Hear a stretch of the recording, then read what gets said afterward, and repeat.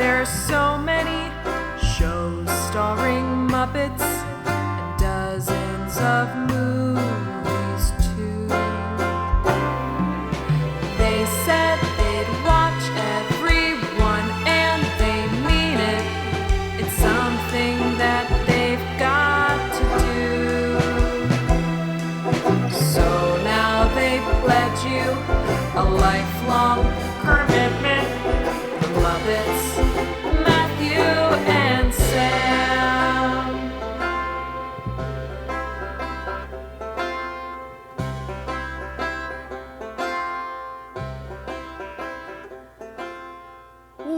Welcome to Commitment, the podcast where two friends have vowed to watch all things Muppets.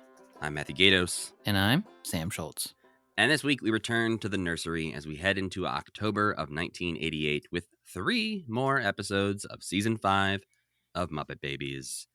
We are 62% of the way through Muppet Babies. Okay. You haven't said that number in long enough that seems fine. Yeah, it's been a bigger jump because I haven't said it in a few episodes. Yeah. But these 3 episodes are Is There a Muppet in the House?, Slipping Beauty, and Muppet Baby Boom. But of course, that's not all, because we also watched one of the handful of 1988 VHS tapes that are on our list of things we have vowed to consume, and this one is called Neat Stuff to Know and to Do. Of course, that's not all. It's a grim thing to say. Why can't it just be all sometimes, Matt? Well, because otherwise we're going to end up having an episode that's all of these 1988 VHS tapes in one go, and then you'd have to watch all of these back to back to back. Oh, yeah. That does sound maddening. There you go. See, I'm saving your brain by temporarily hurting your brain a little bit. Thank you. I take it all back. Thank you, Matt. And also, once again, we are not alone on this week's Muppet Babies journey because we are joined by friend of the show, returning guest. It's Nick Jenkins. It's me. Hi, Nick. How are you doing? I'm okay. My brain is a little scrambly because I had a show I played last night that Matt was at. And I am very tired, but I'm very excited to talk more Muppet Babies. You were shredding, right? I have been told I was shredding. He was shredding. I saw it. the I clip. witnessed it. I saw the clip on Instagram. You were shredding for sure. Yeah, Nick Jenkins, rock star. Well, yeah, that was a lot of fun. You know what else was lots of fun? Disney World. We're just got back from there. Ooh, boy, are my arms tired. Yes, this is the first episode that's being released after we just got back from mine and Sam's anniversary trip to Walt Disney World. I love you. We celebrated our 4-year commitment anniversary by taking a trip to Florida together. And, you know, I'll pull back the veil.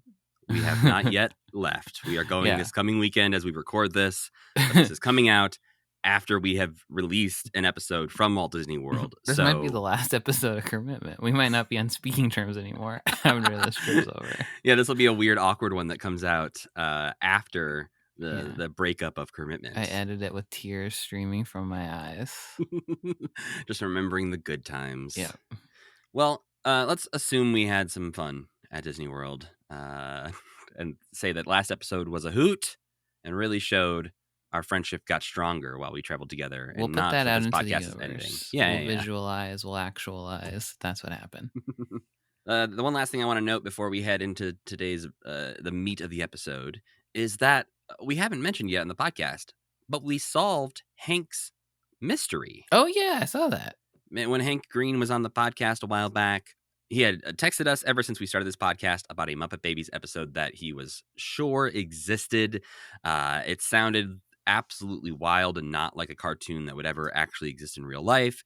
And after a lot of research, we were sadly reporting to him that no, we have not seen this Muppet Babies Definitely episode. not a Muppet Babies episode. Doesn't seem like it exists. I'm sorry, but maybe you imagined this. And we put out the call in that episode of, hey, if anyone knows what this is, please tell us because we can't find it, and maybe it doesn't actually exist at all.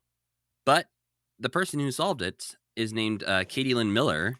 They work at Tough Pigs. They're a writer at Tough Pigs, but they are also, notably, a librarian, which helped them with their research skills to find out that this is actually an episode of the Pound Puppies cartoon called How to Found a Pound. Maybe that's why it sounded familiar to me, because I watched that when I was a kid. It is a truly distressing episode of television that starts it's off with bad. 2 puppies on a date in a canoe when suddenly a puppy in a bag gets thrown into the river and they have to save it. And then they recall their past in which the old woman who took care of them died and left them all her money in a will, right? Yes, and this is where the phrase, where there's a will, there's a way, ends up becoming part of the plot, which is the main thing that Hank remembered, was that they find a will inside a safe behind a picture. It's basically a there's always money in the banana stand kind of situation, right? Yeah, but, more legit. Yeah. And they don't burn down the pound.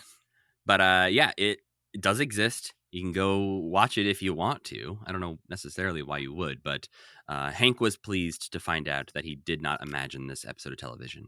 And there was also at least 1 or 2 other librarians who also reached out to us. So the people who were most helpful in finding this, librarians. Do librarians just really like the cartoon Pound Puppies? No, I think they like a task, a research task, and they have some more tools at their disposal, or at least know how to search in the right ways or the right places to find information like this. I am really curious how they did it, because I do feel like I don't usually have trouble finding, like if somebody asks about that, I usually don't have trouble finding the answer to that. Like the fact that I was Googling 80s cartoon, Will There's a Way, all these things, and you would think that would bring up this episode because that's what it is. Because that all happens in it, did not come up in any of my searchings, but thanks to the multiple librarians who helped us figure this out. They're doing the important work over there at the library. There have been 2 separate times that I've gone through this where it's a film. Like I know that I saw this film, I know the plot, but I cannot figure out what it is, when it was, who was in it. Lay it on us. What is it? Well, there are 2. One, I can't even remember the name of it anymore, but it was this. I think it's an Aussie independent film. Yes, you've told me about this one before. Yeah, it's about a diner in the middle of nowhere. It's like a gas station diner type thing, and these 2 criminals show up, and it's this weird story about abuse and relational abuse and stuff like that. And you find out that the owner of the diner gas station is a ghost. Ooh. And it's an interesting, but I saw it when I was like, I don't know, 13. So I don't know if it's good. It's just, it made an impression on me when I saw it on like Showtime in the middle of the night or something. And then the second one was a Toni Collette film that I didn't remember her being in, because that would have made it easy if I'd remembered it was Toni Collette. But it's this story. It's an Aussie independent film that came out in the 90s about a guy who ends up teaching people who are having like issues with mental health. So they've it's not a sanitarium, but it's something kind of like that in Australia. And he gets a job teaching them music and theater, and one of them decides they want to do an opera, and it's him putting it on, and Toni Collette is one of the people there, and it's sort of a romantic comedy, but it's very much that post Pulp Fiction British indie things like Train Spotting and stuff like that. And it was like, I saw this movie on VHS at some point and I could not find it. And it took very, very specific searches to finally find to actually find the stuff. But it took a long time. So all I'm saying is I understand why that can, sometimes it's super easy. You put in one phrase and it's like, oh, that's what it is. But then other times you have to go on this long trail of discovery, and a lot of saying it's not this. Everybody thinks it's this, but it's not this. Oh, and this movie was called Cosi, by the way. So it's Toni Collette and Ben Mendelsohn is the lead in it, who is he was in Rogue One and is going to be in Andor, obviously, as Krennic. and is in the MCU, and like he's a really wonderful working actor, and has been a wonderful working actor for a long time. Is he Australian? Yes. I bet his name sounds really fun in an Australian accent. Bean Mendelssohn. Sorry, Australia. I was say that was a little bit more New Zealand, I think, in our accents. Okay. Bean. But I agree that a good Australian accent would probably say that name in a good way. I listen to a lot of Australian podcasts, and whenever they refer to him, they call him Mendo. So. Oh, wow. They're on a nickname basis with them down there. Yeah. I'm learning a lot about pound puppies while you guys are talking. There's a character in the show called Captain Slaughter, who is an evil dog catcher who destroyed the town of stray dogs that all the pound puppies come from, which had a castle in it also, the town did. He smashed all the buildings, and he kidnapped all the stray dogs and brought them to the pound, except for the pound puppy characters. And he lost his hand chasing the pound puppy gang. A train ran over it and his hand was removed. And he's also related to an ancient ancestor of his named Slaughter, who was a vicious caveman who destroyed the pound puppies' ancient civilization because they were the original rulers of the earth. The pound puppies were.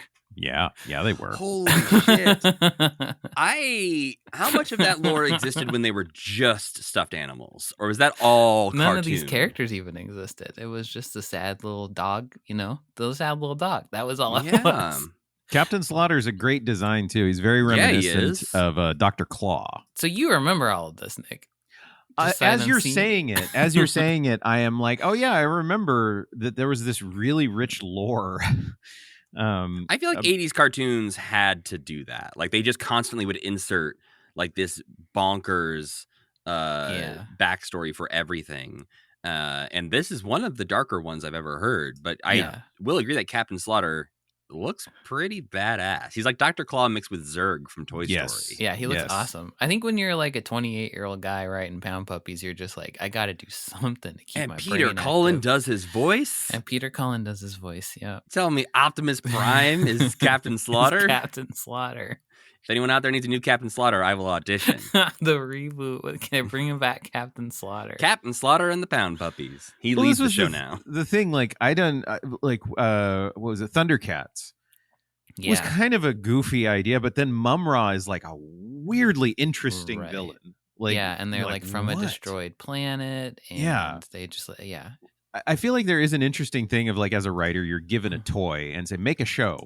Ooh, yeah. And so you're just like, all right, let's go nuts. And that would be like my dream job, I think, to just get a big box of action figures and have them say, make up a story for these guys. I agree. I think that would be wildly fun. Although I think Matt and I have talked about this where I have felt like that feels like what happened with the season 3 of The Mandalorian. Yeah, when they're playing with toys in the Star Wars universe, it becomes a little bit more less fun. Yeah, for me personally. Oh boy. Well, let's not get into that. No, let's not even bring up Star Wars, except for that we'll have to when we're talking about one of the episodes. Yeah, Star Wars will come up, and we'll probably have another little detour into Star Wars chat. But for now, Sam, what did we actually watch this week? First, we watched our first play-along video, Neat Stuff to Know and to Do. We're done with the baby book videos, and we just jumped right into another series of videos. This one was released sometime in 1988. Hosted by a pair of new Muppet characters named Kai Lee and PJ, this educational-ish video is basically tons of little quick segments that teach you how to do things like make a whistle from a blade of grass or balance a spoon on your nose. Or stick a spoon to your nose. And it answers questions like how homing pigeons find home and how pilots land on aircraft carriers. And then it all wraps up, as should everything, with the host meeting Fred Newman, Puppet Man himself, who teaches the viewer how to do a couple sound effects, and then the whole thing kind of wraps up. Then we watched some more Muppet Babies, unfortunately. First, Is There a Muppet in the House?, which aired on October 1st, 1988. Rolf watched a scary movie, and the babies find him scouring the playroom for secret passages. because that was part of the movie he watched. Nanny comes in and tells them that it's nap time, but it's stormy out, and Kermit wakes up partway through his nap to find that Rolf is missing. He goes out searching, and then one by one, all the other babies kind of wake up and go out searching too, and they all think each other are lost, and then they all somehow end up in the basement, pretending that they've been trapped by an evil ghost with mean eyes. But of course, this is all fake. So Nanny just comes down and says, "Hey, here's Rolf. He was hanging out with me because he was too scared of the movie to sleep. And also, it's snack time. So you guys got to stop playing now." And that's how the episode ends. Next up, Slipping Beauty. Air date October 8th, 1988. Piggy comes down with chickenpox and is quarantined for 2 weeks. The babies make her a little care package that includes a walkie-talkie and use it to tell her the story of Sleeping Beauty, who in this version falls asleep after slipping on a banana peel. Piggy plays the title role, and she's excited that at the end of this story, she's going to get kissed by Prince Kermit, but she can't seem to successfully slip on a banana peel, so she has to basically walk right up to Animal, who is playing the Maleficent role in this story, and he puts a peel down right in front of her, and she slips on it so she can fall asleep and kiss Kermit. So Kermit shows up at her door in the real world, but Nanny stops him and says that he has to blow a kiss to her or he will get chickenpox, which he does, which made me think, surely Kermit has kissed Piggy before, right? Or is this the first time? I mean, I feel like there's been some smooches that have happened maybe from Piggy to Kermit, but I don't think we've seen Kermit happily kiss. I mean, yeah, in the Piggy. whole history of the Muppets, I'm talking, not just Muppet Babies. Oh. Has he I am given sure her we've seen a smooch. Yeah. Especially in the 2015 series. Sure. I Like, guess they are up until actively now, though? they are dating in that. So Okay. I guess they do a little canoodling every now and then. In the Muppet movie, they kind of go, me, me, me, me. And she says kissy, kissy, but I does have the to imagine kissy, it's kissy on the ever cheek. happen? Okay. I Everybody feel like a out kiss on the there, cheek has happened. What about the wedding? do they kiss at the wedding? I don't know. I don't know.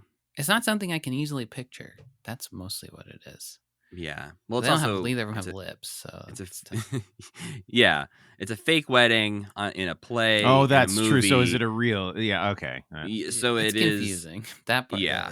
The lore around that wedding is confusing. But also, it'd be It's funny not if they did. though. Really, They've made we it just had all the confusing. reporters in the 80s Yeah. after that movie came out. That's right. All they cared about was asking Kermit, "So did you two really get married?" Yeah. I guess to me, maybe my headcanon is just a big missed opportunity of that movie is for at the end for Piggy to be like, surprise, it was all real. And then that would be like a fun ending for that movie where it was real Piggy in the real world setting up an elaborate ruse to get Kermit to actually marry her, And which the is what they next kind Muppet- of pretend like happened a few times, I think, from then on. Yeah, and then the next Muppet movie that we unfortunately don't get is just a prolonged legal battle where Kermit's trying to annul the marriage. Yeah. At the end, he realizes he loves her, though. It would also be funny if they did kiss because it would just be Jim and Frank's hands going. In rehearsal, they're just like, ow, ow. Yeah, his nails. Finally, we watched Muppet Baby Boom, which aired October 15th, 1988. Piggy overhears Nanny saying that there's going to be a baby visiting the playroom and staying for a week, during which time the Muppet Babies will be taking care of this baby. Piggy goes back to the babies with this news, and they all kind of try to figure out how you're supposed to even take care of a baby, leading to many classic Muppet Baby shenanigans. At the end, predictably, the baby in question wasn't a human baby, but a kitten named Baby. This premise is all well and good, except that the babies have been left in charge of Robin, who's the most helpless baby of all babies. At several points up until now, they've taken care of a baby before. They wouldn't be that freaked out. I also tried to look up what was happening around then, but what happened was I had never heard of any of the movies that had come out in this time period. So I didn't write any of them down. I mean, I feel like we got to pull up that list because I feel like we have a person here who will probably be able to Nick list surely every is. actor in those movies that you've never heard of. I'm so old. You're like exactly 10 years older than us. Yeah. Which is this perfect like cultural generation shift where it's like, oh, I was only 7, so I don't remember that. And Nick's like, well, I was 17, so I definitely remember that. Alien Nation. Oh yeah, that's a Mandy Patinkin movie with James Caan that got a series spun off of it. James Caan. Oh, I've heard of the TV show. That's Yeah. right. Memories of Me. Ever heard of it? Never heard of it until this moment. It's a Billy Crystal movie. Punchline. You know that one? Oh yeah, that's Tom Hanks, right? It is, yeah. Yeah, it's Tom Hanks and Sally Field. It's actually, I remember it as a really good movie about stand-up comedy. Mm-hmm. I mean, it's got And John Goodman, Sally Field, Tom Hanks. That's a good Yeah, cast. this is interesting. Yeah, I would Yeah. like to see this. I think. I remember it being, I mean, I was around 10, so bear with me there. But I remember it being, as a kid, even looking at it and going, oh, this is way different than I thought it was going to be. It's like inside stand-up comedy. It's not about stand-up comedy. It's about the struggles that stand-up comedians were having. Rotten Tomatoes does not Doesn't seem to think it's very good. Yeah, it's got 57 from the critics and 44 from the audience. So I would trust that over a 10-year-old watching, all you know. So if you say so. What about The Kiss? nope. Here's one I've heard of from Seinfeld, I think. Madame Susatska. Not that one? nothing for me. I also didn't watch Seinfeld, so don't know. Susatska. And then these two I do know. Night of the Demons, which the cover I'm very familiar with, but I've never seen this movie. And Pumpkinhead, another movie that I've never seen, but I've heard maybe is okay. There's good stuff in Pumpkinhead. That creature looks real good. Yeah, the creature's really good. Lance Henriksen's really good. The setup for it doesn't quite work, but that's like a whole other conversation. I think when I was a child, I was disappointed that he didn't have a pumpkin for a head. Yeah, it does. They just kind of like it feels like they stole a xenomorph costume from the set of Alien and were like, don't tell anyone, we'll repaint Make his head a little bigger. So he's going to squish his head down. Make his head slightly more pumpkin-y. And then the day after the last one came out, Scooby-Doo and the Ghoul School was released. And that movie's notable to me because I had a big crush on the ghost lady, the ghost kid, the ghost student when I was a child. Okay, have to pull this up now to see. I mean, when I was a little kid, I'm not going to judge you. I'm just trying to see who going to an all-girls school full of monsters. Nope, say what you were originally going to say. An all-ghoul school. Well, it's the ghoul school. It's all-girls ghoul school. And you know what? That was a pretty good scenario for me. So we're looking at the one with like the toothpaste hair. Hell yeah, she okay. ruled. The vampire was also pretty cool. Hey, toothpaste, that's going to come back. It is going to come back. That's why it's in my head, I think. It's going to come yeah, I could see that. I had a big crush on Roxanne from a Goofy movie, so crushes on cartoons. Mine's at least was a human at some point, you know. I think mine would have been Gadget from Rescue Rangers. Gadget. Gadget made Marion. Come on. We had an embarrassment of furry riches back then. So I knew some of them. Yeah, you did pretty good. You passed the test. Matt was right. C is passing, man. Well, Jim and the Muppets, as we've talked about a little bit, were doing a lot this year in 1988. So like we talked about, they took this whole summer to produce a whole bunch of new stuff, and they're still kind of at it in September and October of 1988. In September 15th, 1988, Art of the Muppets opens at Museum of the Moving Image in London. So this was the end of the Art of the Muppets tour that we've talked about a few times on the podcast, where it was the first version of the tour and the shows you can see at museums these days, where all the puppets are on display. They show you some behind the scenes things. And this is, from everything I can find, the Museum of the Moving Image in London has no attachment to the Museum of the Moving Image in New York, and they both opened like a month apart somehow. Embarrassing. Yeah. September 19th, 1988, Jim writes "See rehearsal of Where's Animal in Minneapolis." This is a Muppet Babies. Didn't end up happening? No, it the did. Muppet Babies thing. Oh, okay. This is a Muppet Babies live show. Right. Which the most shocking detail of this is that Jim went to watch those. I guess if it's on stage, costumes, stuff like that, maybe that doesn't surprise me that he would want to have a little bit more of a like, I need to make sure this isn't going to embarrass me. I mean, we did see Fozzie rap quite embarrassingly in one of those, though. So yeah, but that was actually Frank, wasn't it? Yeah. So I guess he knew very well what was going on in that one. That's true. I just feel like those are one of those things where I'm like, Jim, maybe you can just look at the script or something. You don't need to fly to Minneapolis to watch a preview. He loves flying around, though. That's true. But on September 24th, 1988, his birthday, he was back. And your birthday. It was your first birthday. He was back in New York City because there was a Grateful Dead concert that Animal was a part of. What? This is one of those, if anyone has footage of it, please share it with the internet, but I haven't found it yet. So apparently Jim met Mickey Hart of the Grateful Dead at some point, and they discussed world music and Mickey Hart's work with the Gyoto monks in Tibet and their unique vocal techniques.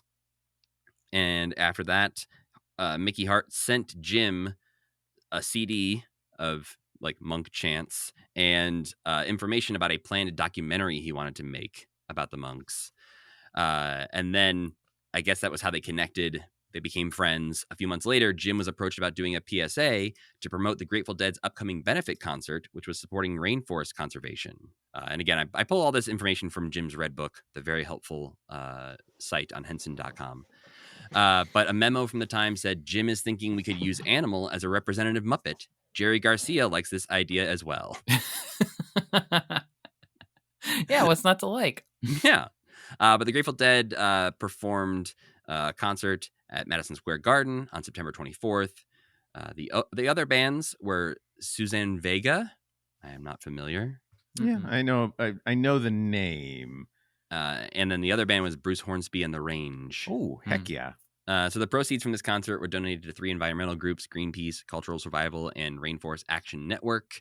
And Animal's participation was at first a PSA that was broadcast, I guess, probably on local TV in the days leading up to the concert. And then there was a 1-minute video shown during the concert that included Animal yelling "Save Forest," and "Deadhead, Deadhead." And then Kermit shows up to make a more articulate plea for humans to protect the rainforests, while Animal runs back and forth yelling "Deadhead." And they were on stage. I think it was just on a video. A big screen. Oh, okay. Yeah. So they showed it during the concert. But maybe Jim was there? I don't know. He wrote in his journal, Grateful Dead concert, so. It was right by his house, so. Yeah. I mean, sense. that's not... Madison Square Garden is not a super quick walk from where he lived. Yeah, but it's a lot closer than a lot of other places. Closer than us. Minneapolis. Yeah. It's The much thriving closer than... metropolis of Minneapolis. Well, then on October 8th, 1988, Jim wrote "Screen the Witches" at Broadway Video. See it for the first time. Oh. Any So judgment on that? Any does he? There was no comment. Okay. This was just that by October, The Witches was ready for a screening in New York at Broadway Video. I couldn't find if this was a place or if this was Lorne Michaels' production company, Broadway Video, which is a still thriving production company that you'll see at the end of a lot of shows.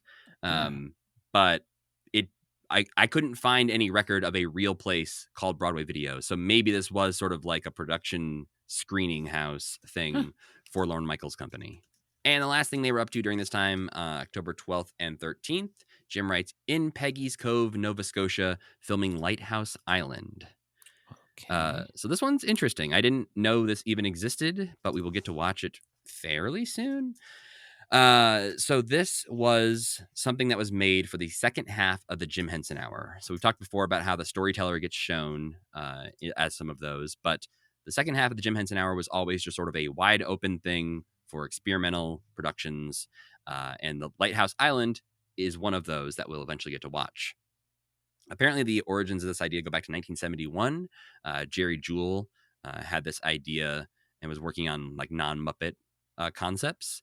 And this one was one that he was working on while they were also working on the Frog Prince and Muppet Musicians of Bremen at the same time. And he was developing this idea for a TV series called Lighthouse Island. He wrote the concept, pitched it to Jim to try and get him to direct the pilot, and it didn't really go anywhere. But it was going to take place on the magical village called Land's End, and the action for each episode would be introduced by an eccentric lighthouse keeper named Jason Potts. Was that turned into part of Fraggle Rock then, maybe? I think the idea certainly was there. I think the Muppet guys use ideas a lot from the past. I think we see a really good example of that this week, of something that they straight up use a couple years later. And this one, they do end up making. It is not exactly the same, but they sort of distilled it down into a thing called Lighthouse Island that we will see in the second episode of the Jim Henson Hour. And we get to see Jerry Nelson playing a dude like on screen, which is nice. Yeah. And apparently the actual plot line of Lighthouse Island, which I won't get into now because we're going to watch it at some point, comes directly from one of the episodes that he had written for the original idea. So, you Love just to got to use wait an 17 years. Yeah, I love to use an idea that you had a long time ago. You don't have to do any more work. I'm assuming they had to probably do some work to But make a way TV series less into work. one. You don't have half to have hour. an idea, which is the best part of. Yes, you don't have a which blank is the piece of worst part. paper. Yeah. I mean, that's the story of James Cameron's Avatar. Did he have that? Did he Yeah, think he of that wrote- only at like high school or something? Is that Well, right? I don't know about high No. school, but I know it was a finished script in the 90s. Okay. And he was like, we can't do this yet. So I'm just going to put that in a drawer. And then later, once he felt like they'd achieved enough technologically, he was like, well, let me dust this off and see if it's worth doing. And, And like, he was right. And he was And right. I'll never stop making them ever. And as a James Cameron fan, this has been very sad for me.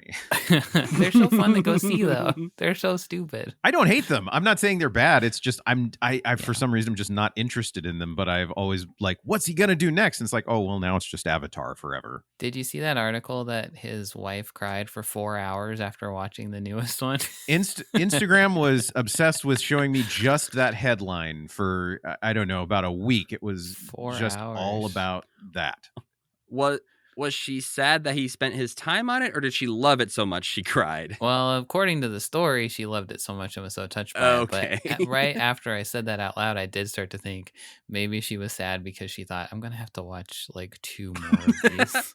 Or she was like, this is what you spent all that time you weren't spending with your family? Well, that money, that money is going to really come in handy that they're going to make from Avatar. But having to sit through all of them next to the person who made them going, what do you think? That would be stressful. Well, getting into what we watched this week, the first thing we watched was a play-along video called Neat Stuff to Know and to Do. What'd you think, fellas? I'll It felt echo kind that of- sigh. It felt kind of generic to me, I guess. Mhm. Like we're entering an era of Muppets that looks familiar to me from the like the Muppet Meeting films. I feel like we're moving Yes. into that. There's new people designing them. There's new ways that they're making faces of humans. There's just like a different ethos somewhere in like the Muppet designing shop. I think as I watched it more, I was kind of like, this is kind of cool. Like in some ways, it felt like something that could be like a YouTube series or something where you're just like rapid fire answering all these questions. Like that's an interesting, fun idea that kind of has like almost like a Beakman's World or Bill Nye the Science Guy angle to it. Mixing in some of the like jokes and stuff maybe was a little bit muddying the educational waters. But I think the more I watched it, the more I liked it. And then Puppet Man showed up and I was like, okay. I don't know if I like this anymore. If you look at this like Saturday Night Live, right? Mhm. Often people are saying, oh, current Saturday Night Live is terrible, but my Saturday Night Live was great. And there've been a lot of YouTube people talking about this where it's like, well, no, you remember the good ones. Yeah. And I feel like there was a lot of spaghetti thrown at the wall for this video. And some of it I thought was like, well, that's kind of cool. Oh, that's like an old school like Muppet skit that is like dark. Like the game show was dark. Oh yeah, where they were dumping people down the hole. Yeah. And so the there's snake charmer bit to me felt the most like Muppet show Totally. Yeah. bit of like, especially oh, at the end this where it was is- like snakes don't have ears, and then the snake was like, "What did he say? What did he Yeah. Don't worry about it." I thought that was pretty good. Yeah, I think there's that side of it, and then the other side for me, which I don't know, I'm sure you guys may have noticed as well, is like there were some production things about it that I was like, huh, that's interesting that they didn't retake this.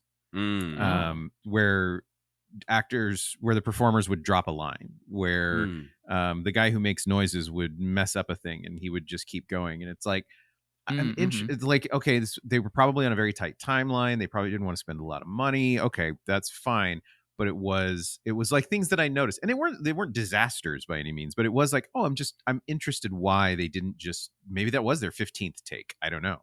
Yeah. But it did surprise me that in a finished product we would have stuff like that. So I guess those are my two big observations. Like there's a lot here. Obviously this is not for me. But the other thing was like, there were some interesting things in it, and then there were the interest was also from just like, I'm wondering why they didn't do a second, third, fourth take to cover that, or a cut of some sort. I don't know. Yeah. Yeah, often to me the most interesting thing about stuff like this is like I wish I could be in the production meeting where they Yeah. were like, "Let's make this." And then like the script got turned in and somebody was like, "Okay, that sounds great."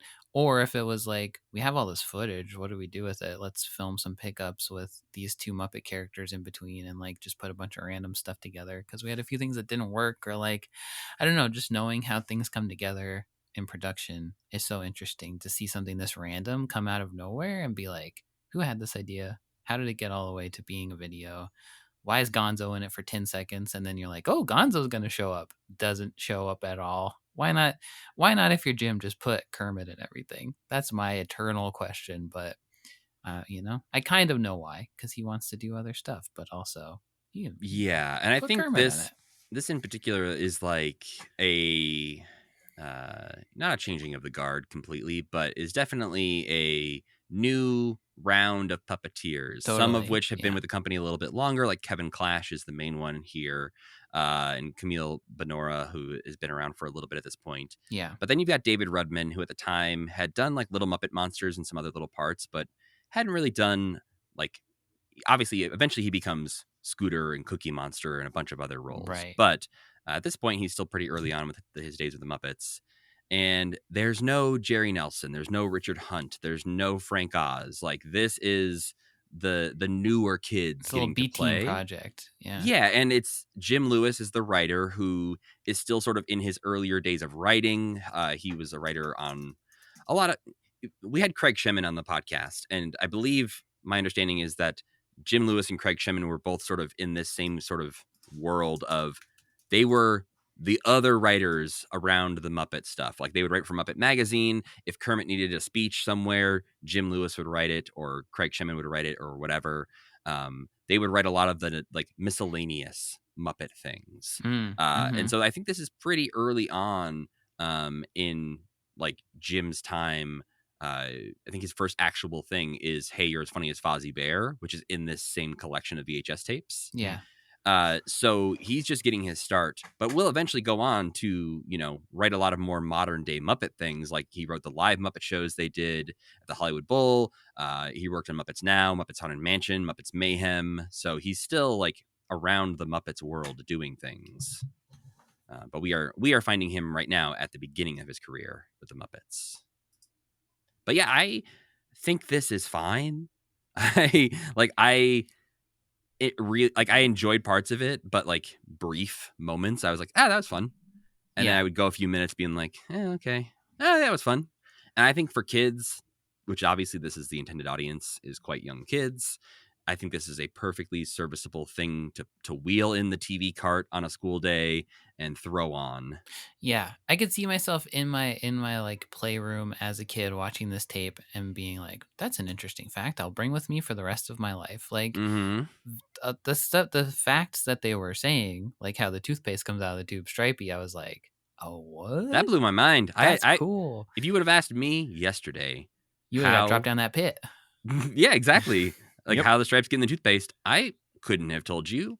And then they show a whole diagram and explain exactly how it works. And I'm like, I guess that makes sense. But I would have said I've literally never thought about it in my entire life. Yes. And that's like the coolest kind of thing to know, is stuff like a question that you didn't even know was a question.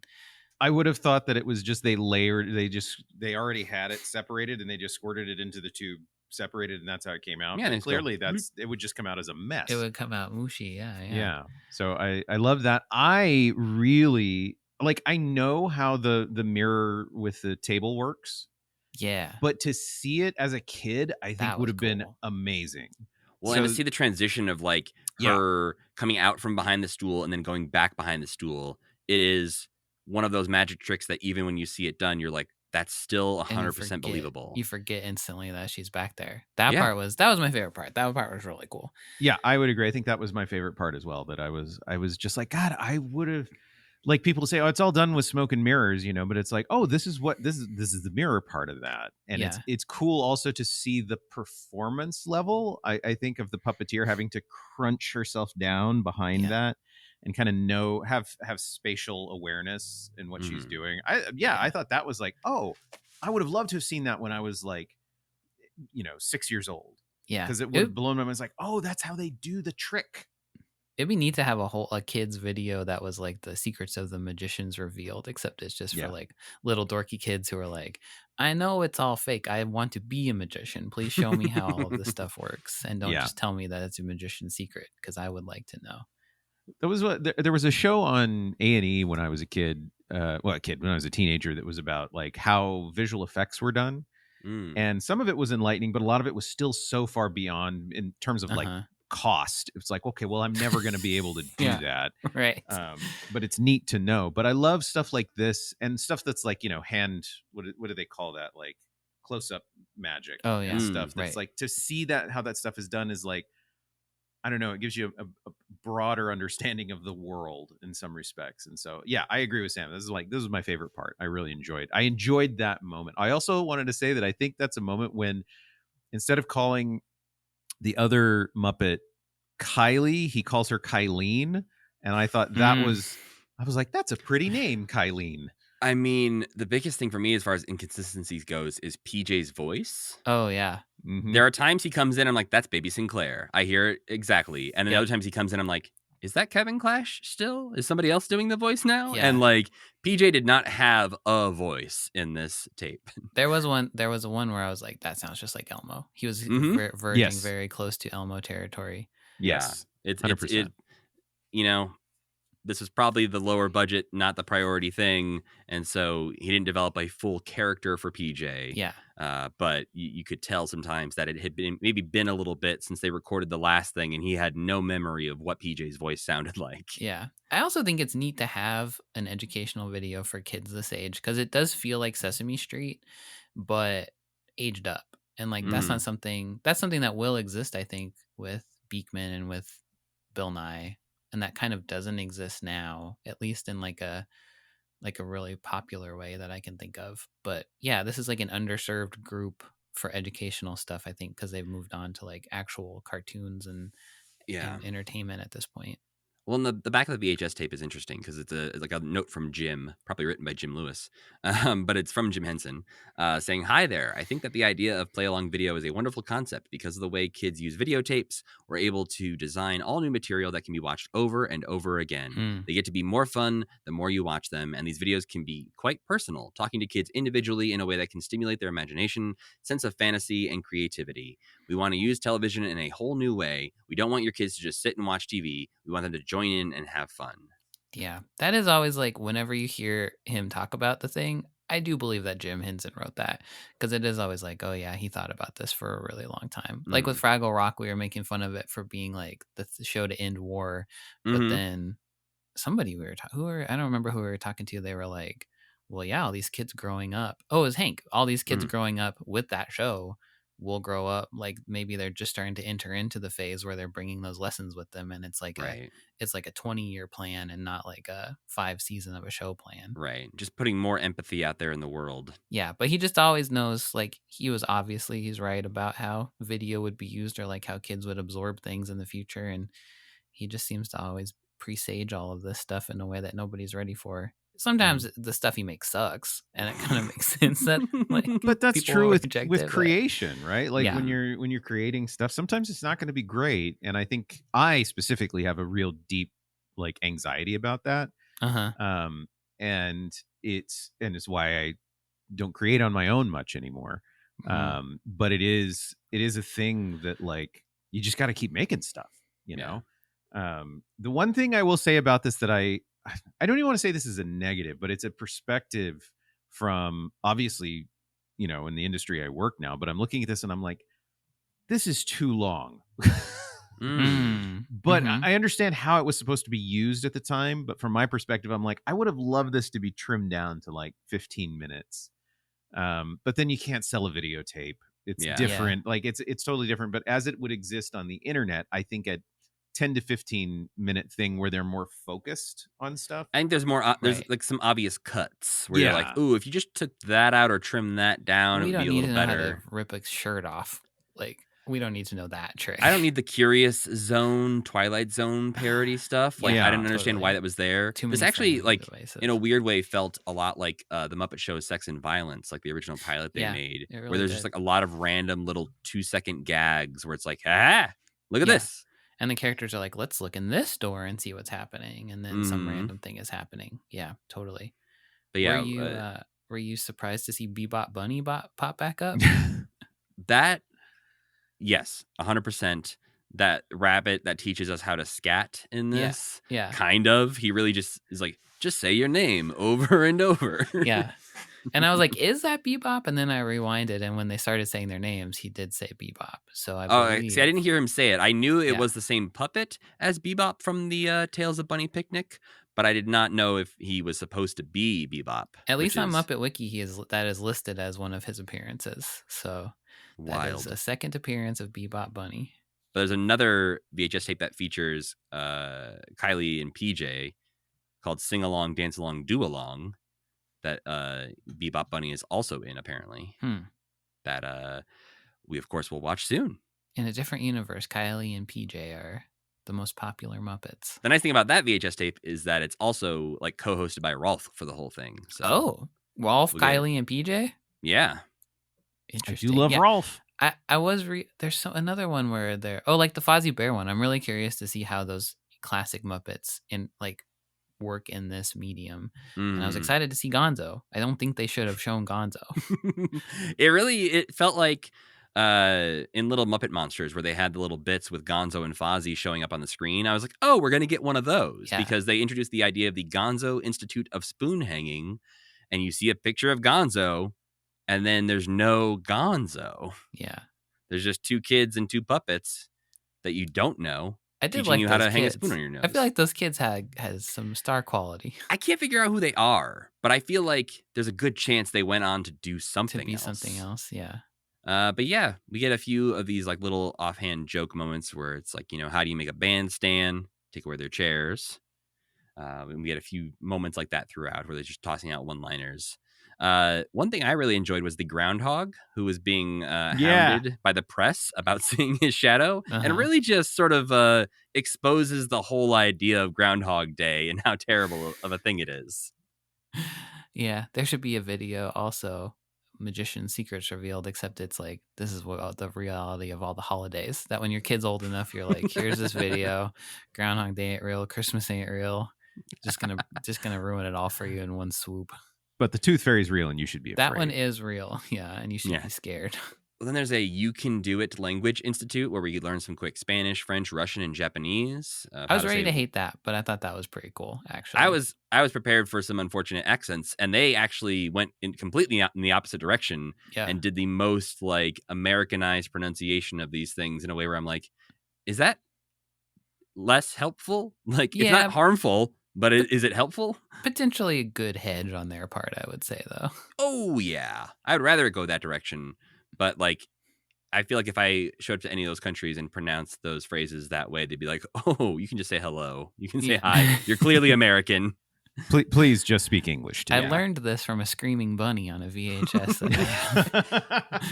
This was when it kind of set in. I was like, oh, okay, this is what they're doing. I would agree with Sam, too. It was like, at first I was like, ooh, I don't know. I'm not, this is, ugh. And then in a few minutes in, I was kind of like, oh, this is fine. I see what this is. I understand this. Yeah. And it doesn't hit on all cylinders, but the cylinders it does hit on, I think, are kind of cool. You have to put yourself in a position of somebody who's young enough that they've never heard of the concept of skipping stones. And then when you see it, you're like, okay, that exists. Okay, dinosaur bones exist. Okay, homing pigeons exist. And sometimes that's all you need to know. And I'm coming to it from a slightly different perspective from you guys, in that I saw the back of the guy and I was like, oh, I think that's Jim Henson. Oh, yeah. And I got excited. It's like, hey, it's a Jim Henson cameo. Cool. Probably in Central Park right outside his house. Oh, yeah. All these things that were in nature were definitely in Central Park. I think this was even part of the tour that I took when I was in New York, that they said, this is the spot where Jim was skipping stones and neat stuff. Cool. But yeah, the same two little girls from the Spoon Nose section do the rip the shirt off your back trick, which is not a thing I've ever heard of before. They all Nope. treat it like it's the most classic gag in the book, though. Yeah. Hey, you know the old take your shirt off your back joke? No. Yes. But it's basically put a button up on without buttoning it underneath the sweatshirt, look very uncomfortable while doing so, and then have it tugged at the back of your neck hole. Come up with some hacky reason that your shirt has to be tugged on. And then Well, yeah, and especially even the line is like, you know what? I like you so much, I'm going to give you the shirt off my back. And it's like, that's not really no. what that saying's about, but sure, why not? And then you just have to hold your shirt all day, I guess. And then I guess, yeah, you're just like are shirtless underneath like a scratchy sweater for the rest of the day. Yeah. We had to tell the tooth, which is where we learned the legit The information shocking about truth about toothpaste coming out of the tube. Yeah. And that lady was so scared to answer. Like she was worried that she was going to get it wrong and she was going to fall into the trap door, but she actually knew exactly. Yeah, that was a fun element of it. It was Yeah. like it was shockingly violent because that guy died. Well, and the game show host was sad that she got it right because he wanted had to kill die her too. Well, Yeah. then he had to die. Oh, that's right. Yes. He puts I thought he himself just really down the wanted to hole. murder. Very high stakes game. He's Jigsaw, Yeah, because basically. they don't even make a splash sound. It was like, no, No. you hit hard ground in Yep. metal at the bottom. Yeah, there could be spikes. We don't know. But then we get to the part where Jim is skipping stones in Central Park pretty successfully, I gotta say. Yeah, Yeah. he goes down to that pond all the time. It seems like. This Doing is also his had thing. He also had a really good rock. Like Yeah. that was a really nice polished rock. It looked great. Yeah, But if you Jim think wants this a was, skipping stone. He gets them imported from the finest shorelines. He pays someone to polish his skipping stones for him. Yeah. I do like that you can see Jim's lav pack on his left pocket at one point. They show a Oh, close up yeah, of the no. rock that he's holding, and you can Uh-huh. just see his like the pack for his lav mic on his left hip. All right. Well, And I was like, ooh, a little peek behind the curtain here. yeah, kids got to learn how production works eventually. Well, I just put myself like again in that mindset of being on set and having to, I've been on sets where I have to test lav mics, make sure they're working, set them up, and I'm like, oh, I had never really like pictured Jim Henson in that scenario of like he's got like one or two people out there helping him with a shoot in Central Park, and then they're having to attach the lav mic, and Jim's getting frustrated that it's taking too long, and Yeah. He's got places to be. He's got $10,000 stones to skip. and then two little stone puppets show up at the end for some reason. Yeah, that also activated some stuff in my brain of like, wait, are those stones just going to end up at the bottom of a river Oh, They for like the rest it. of eternity? yeah, they're not making think it they all the way like it. across the water. Yeah. I think they like it. I'd rather be, if I was a rock, I'd rather be at the bottom of the water because you could see all the fish going by and stuff, I think. You can see people in the park Yeah, I guess so. and dogs. Dog will pee on you, though. What do you think water is? It's all fish pee. Oh, yeah. I forgot. From That's a good all the point. science I know. Yeah. But then that's when PJ and Kylie go ask Murgy how a puppet sits on a stool without seeing the puppeteer. Murgy is a puppet that was used on Fraggle Rock season 1. It was the blustering bellow pain monster. Oh, yeah. It looks very Fraggle Rock. Yeah, it pokes its head out of a hole at some point in Fraggle Hmm. Rock. I don't think we get much lore about it on Fraggle Rock, but I think we talked about it when we talked about that episode that the puppet That would it be was gonna show reused up here. in this. And so full circle, Gotcha. everyone. This podcast rewards close listening. It only does it for our Muppet Madness bracket, I think. 'cause Yeah, that's true. you're only going to fill that out accurately if you've listened to this podcast. If you and- listened closely, you would know the right answer. Yeah, you know well, I what was Muppets also- we weirdly hate. Was also looking at that and going, I thought I knew Muppets, but I don't think I do. Like there's so don't. many on there. I'm like, nope, no idea. You don't. And that's not an indictment of you, Nick. That's an indictment of me and Matt for sure. Yeah. For sure. But yeah, the puppeteer here is Camille Benora, who was with the Muppets for a while. We talked about her previously. She was one who left to go into Christian entertainment. Oh, yes. Okay. And has done some interviews talking about how she felt sort of siloed at the time because she felt like she was the only Christian on set during Muppet things and felt like that was just not the right environment for her. Notoriously raunchy, naughty crew on the Muppets, I guess. Yeah, so I think she's never gone into too many specifics, but it just was, I think, sort of isolating in the way that she felt like she was. I don't know if she was made fun of. I don't think she's ever alluded to that in any way, but she definitely did not feel, I think, supported or, in the right place. This tape feels like a segue to religious entertainment. There is Well, and something that's- off yeah. brand about it that she does start eventually to make things that are not that far off from this, but just more Christian focused. Sure. And then now she's like, she just recently produced a movie about some guy who was like a spy in World War II. Okay. That was like a pastor or something. Uh-huh. So she's still out there like producing like Christian entertainment and stuff. But yeah. But then we get the snake charmer bit, which is a guy trying to charm a snake by flirting with her over dinner. This feels very Muppet Show, like at the dance. Yeah. Sort Even of the segment. lighting is kind of like the grungy, like too red kind of lighting of the Muppet Yeah. Show. But yeah, then they teach us sort of how snake charming works. Something that doesn't seem that useful to know. And like at the end, they're like, just let professionals do it. And maybe the answer to that is don't teach kids that it even exists in the first place. Well, they also avoid the worst parts about snake charming. Like they, in looking into it, like snake charming works by usually having a like starving, dehydrated snake who moves very slowly and is sad. And they also remove the fangs and the venom glands. They'll drug the snakes or sew their mouths shut. So, you know, this is not, it's not just the magic of the music. Yeah. This would have been like if all of the skits were like note cards on the wall, this one I would have gone, dunk. We're not gonna. Funny joke about the snake charmer. Maybe we can fit that into an adult thing later on down the line. Oh yeah. Which maybe is where they started. They're like, wouldn't it be funny if he was flirting with a snake trying to charm her? Like, well, but we probably got to teach something, I guess. Yeah. It's great. Put it in. Yeah. Yeah.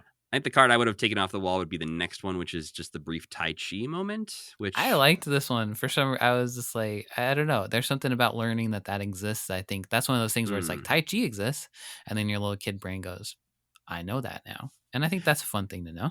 I guess it is a different era to think about this in the 80s of kids maybe not having heard much about Tai Chi before. And so this might be their first exposure to it. I think teaching kids about something that keeps you like calm and centered is kind of neat. Well, we get to learn a little bit about aircraft carriers because Kylie and PJ are actually on one. Are they on it or near it? I think they're on one that you can go to in like this is New York, the Intrepid, probably. which is like in Manhattan. You can go to the museum and go to this one. So, yeah, I didn't know how that worked either. So I did learn something. I didn't know about the whole key. You have to keep the power up.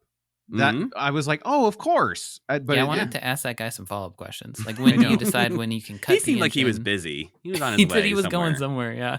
Having been in normal planes that have to, get halfway onto the tarmac and then come back up because of something, like it didn't occur to me that like, what do you do when you're in a fighter jet and you miss that rope?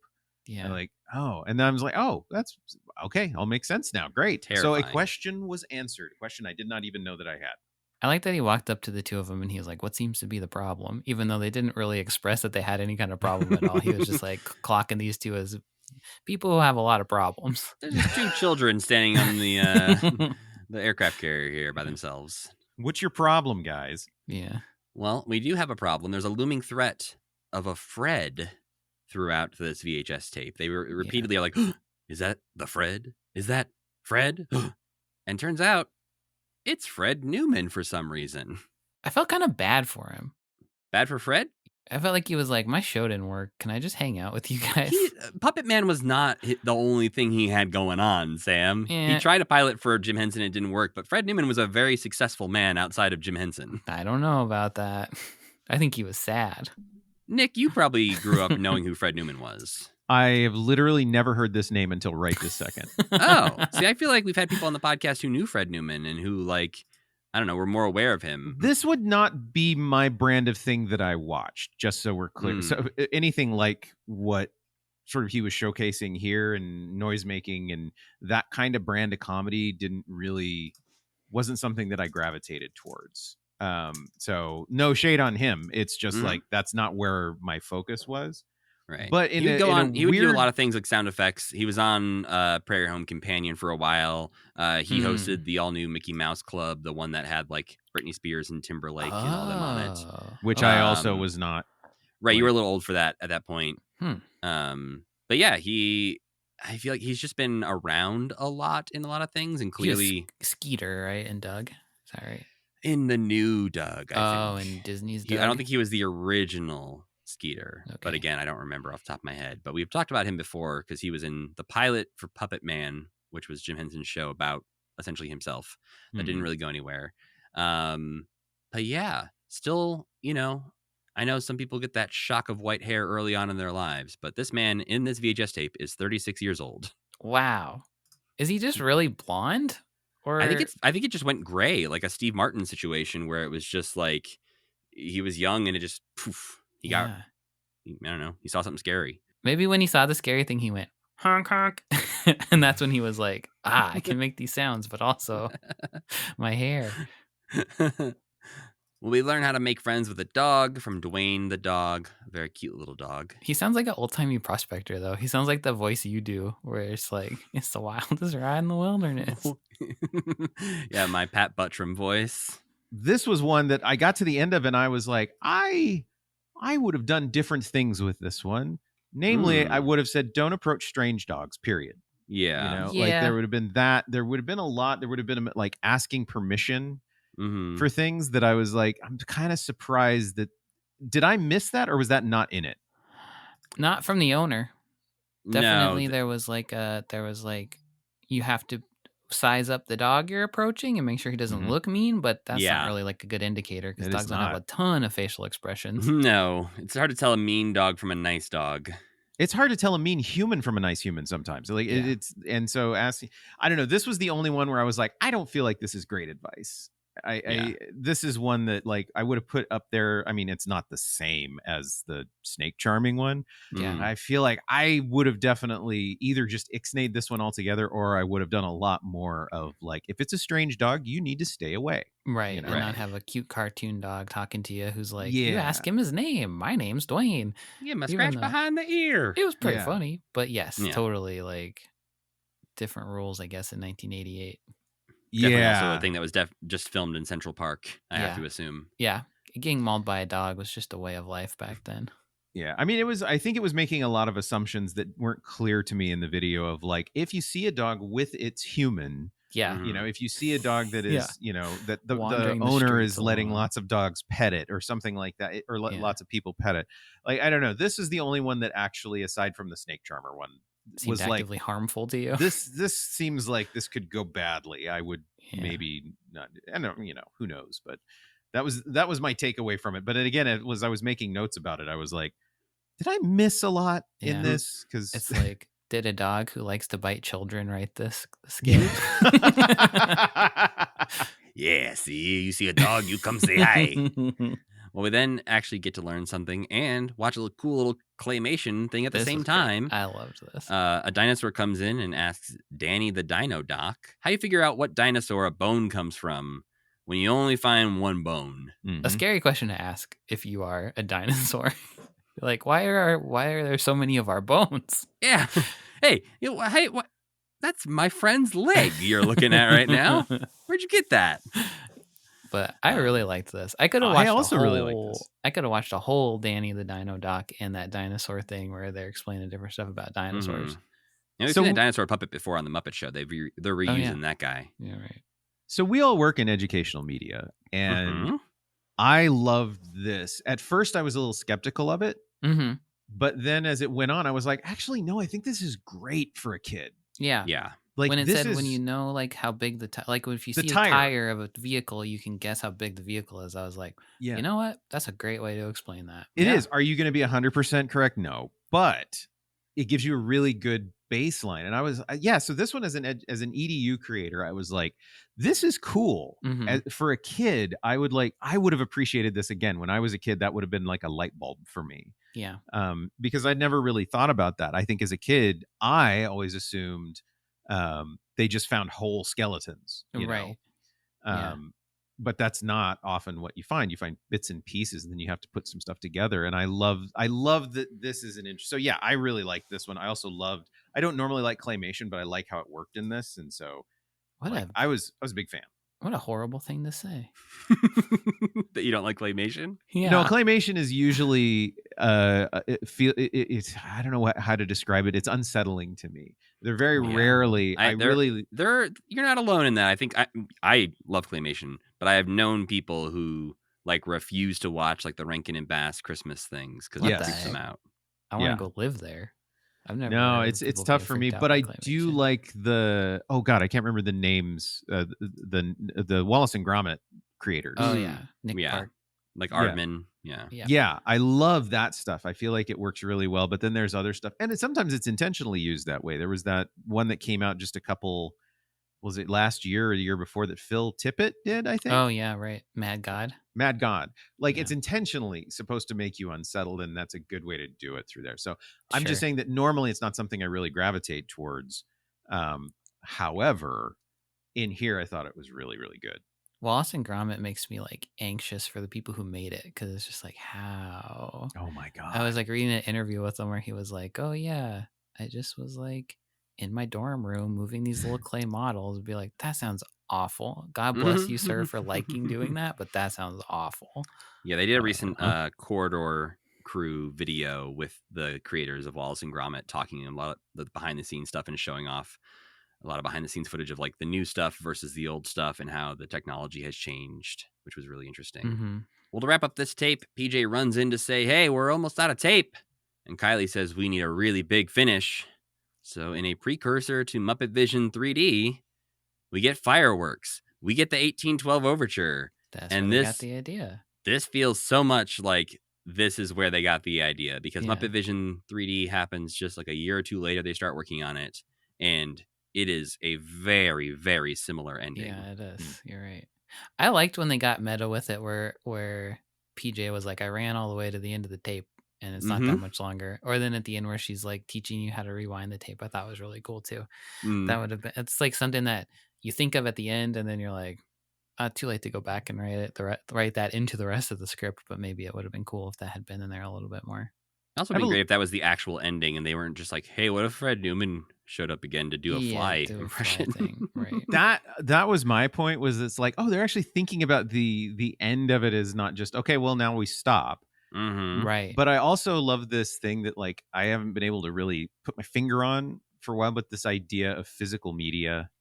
There's a physical tape that has a physical length to it, and being able to talk about that in a way that like we don't talk about anymore. Right. There's no need. There's no need. You could for upload a 12-hour video to YouTube if you wanted to.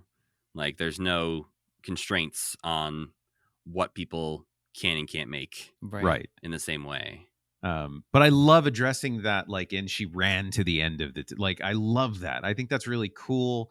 It's not like it's not something that's, mind blowing necessarily, but it is like, I really appreciate that they thought of it that way. Yeah. I think that's cool. And it's a little artifact that, from a different time, not only thinking about the end of the tape is coming, but thinking about the media that it's being watched on. Which I really enjoy, and we do that on YouTube as well. We think about the media that people are watching it on, but I love those little artifacts of media from days gone by. Also, in that moment, they do say, "Go get your parent if you can't rewind the tape." Not what they say about the dog thing, though. They care more about their VCR equipment than they do about their kids getting bit by dogs, I guess. Yeah, I mean, VCRs at the time cost expensive. thousands of dollars or whatever, so they were like, "Hey, don't break the $1,000 VCR." Yeah. Yeah, and I guess this was also probably going to a rental market, so you're trying to help the that industry. Oh yeah, as well. Be Kind Rewind. Oh yes, yeah. I am excited to watch the rest of these because I think this one was like random in a fun way, and I know the next one's not going to be the same thing like with the Muppet Baby videos. Like, and I'm excited to watch the Fozzie Bear one because I feel like we've heard so much about that one from just like that Ears Funny as Fozzie Bear has come up randomly so much that I think that will be a big moment. Yeah, the only one I think we will skip, which I've mentioned before, is the Peekaboo, A Big Surprise for Little People, because that one was designed for kids under 3 years old and is really just a collage of images, puppets, and music, and playing peekaboo with babies. So maybe I'll give it a 2 times watch. I mean, maybe I'll use it in a few months. We'll see. Yeah. Oh, good point. Well, we've avoided it long enough. It's time to get back to Muppet Babies. Nick, you joined us all the way back in season 1 of Muppet Babies to talk about these little freaks. And that was for us, if people want to go back and listen, that was in episode 101. 09 from August of 2023. Ugh. So, like Been a a year and a half while. ago. That was a weird batch Which- too. I seem to remember. That was the koala batch, right? Yeah, it With the- was. Oh, God. Yeah, we haven't seen anything quite like that happen again. No, that was an outstandingly odd episode. No, but I can Yeah. say that I missed that. I would have preferred an odd episode. Okay, well, let's get into that. Like, how does this differ? This, last time we talked about it, it was season 1, Muppet Babies. Obviously, I don't think you had revisited Muppet Babies in quite a long time. And now you're coming back in a 5th season. Does it feel different from what you watched last time?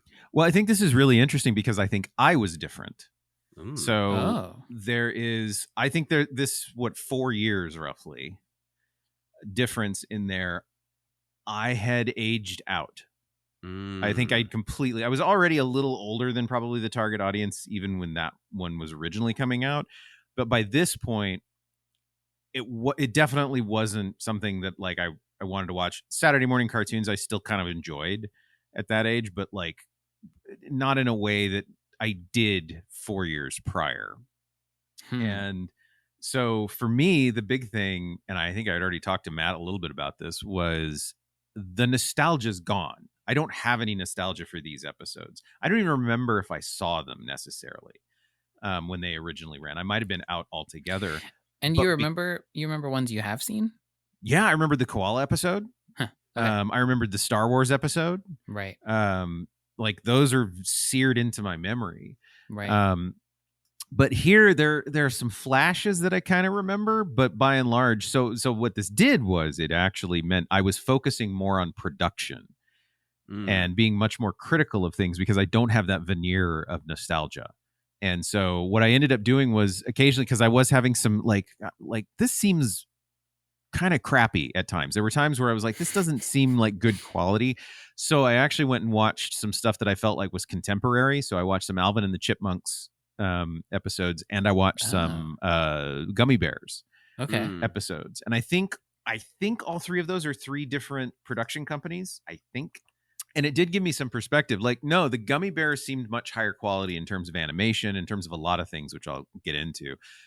But Alvin and the Chipmunks seemed much more analogous to this in terms of quality. And I don't want to say that it's like necessarily horrible quality, but it's like just feels like there's a step between qualities here. Yeah. I think this one is in a weird spot too, because I feel like the character design of the Muppet Babies is better than the character design of some of the cartoons that are on its same level of crappy animation. So it looks a little bit nicer, but then when you look at it for a long time, you're like, oh, this looks pretty bad sometimes. Yeah. And it does feel rushed at times. And this is I have some interesting questions that I don't know the answer to. Like, one of my notes here is, my God, the music never stops. Oh yeah, like the background, just the incidental, the background music. And my thought is, and you guys might be able to tell me this, my thought is this was a workaround to not having ambient sound design.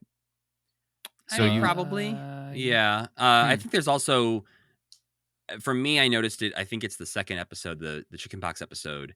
I don't know if they were too long and they had to make cuts at a weird point in the production process, but there's a lot of music that just gets cut off or just randomly starts in that episode in ways that feels more unpolished than we normally see on Muppet Babies.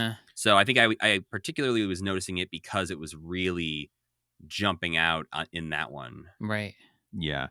So those are the things I start to notice because I don't have this nostalgia, I don't have this warm feeling like I did for that first batch we watched. For these, there are some things that I see that I'm like, I may have seen this. For instance, the opening theme song is a little different now. Well, the song is the same, but there's more animation. Visuals. Bunsen and Beaker are now in it. And I have that sound of the theme song being punctuated by the Ghostbusters Proton Pack sound effect seared into my brain for some reason. Right. So I must have seen it at some point and it's stuck there. But there's also a lot that I do like, especially if we're just going to talk really quickly about, is there a Muppet in the house? It just feels like they're running out of ideas to me. It's like, the kids wander around. Like, they just wander around an empty house. However, there's also stuff I really actually genuinely laughed at. Like, not ironically, it was like there's a question where I think Gonzo asks Skeeter, do you believe in the fifth dimension?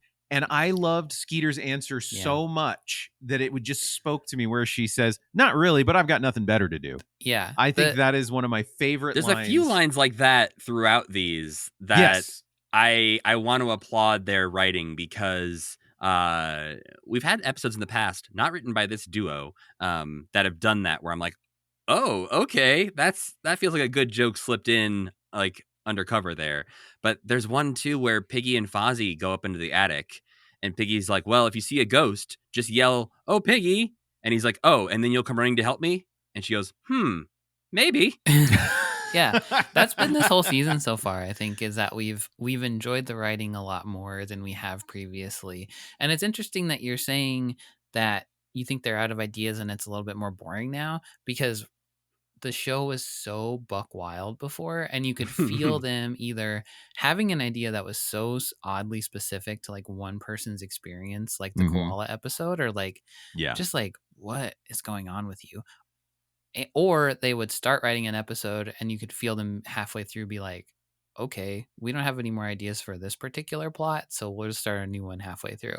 But these latest episodes have not felt that way. Like they've been able to keep that one idea sustained throughout the entirety of the thing.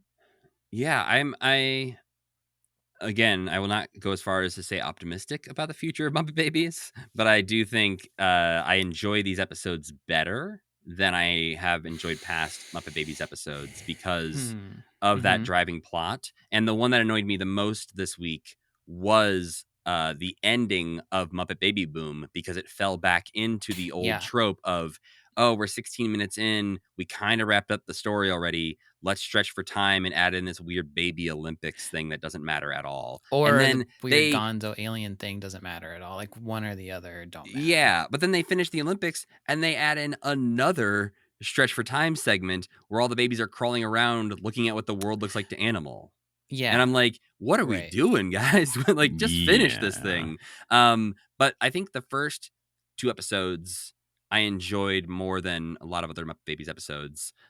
Slipping Beauty, I think, might be the first one where I definitely remember seeing that episode before. Okay. Like, as a kid, there are visuals in this one with the characters dressed up as the fairies, the remote control car.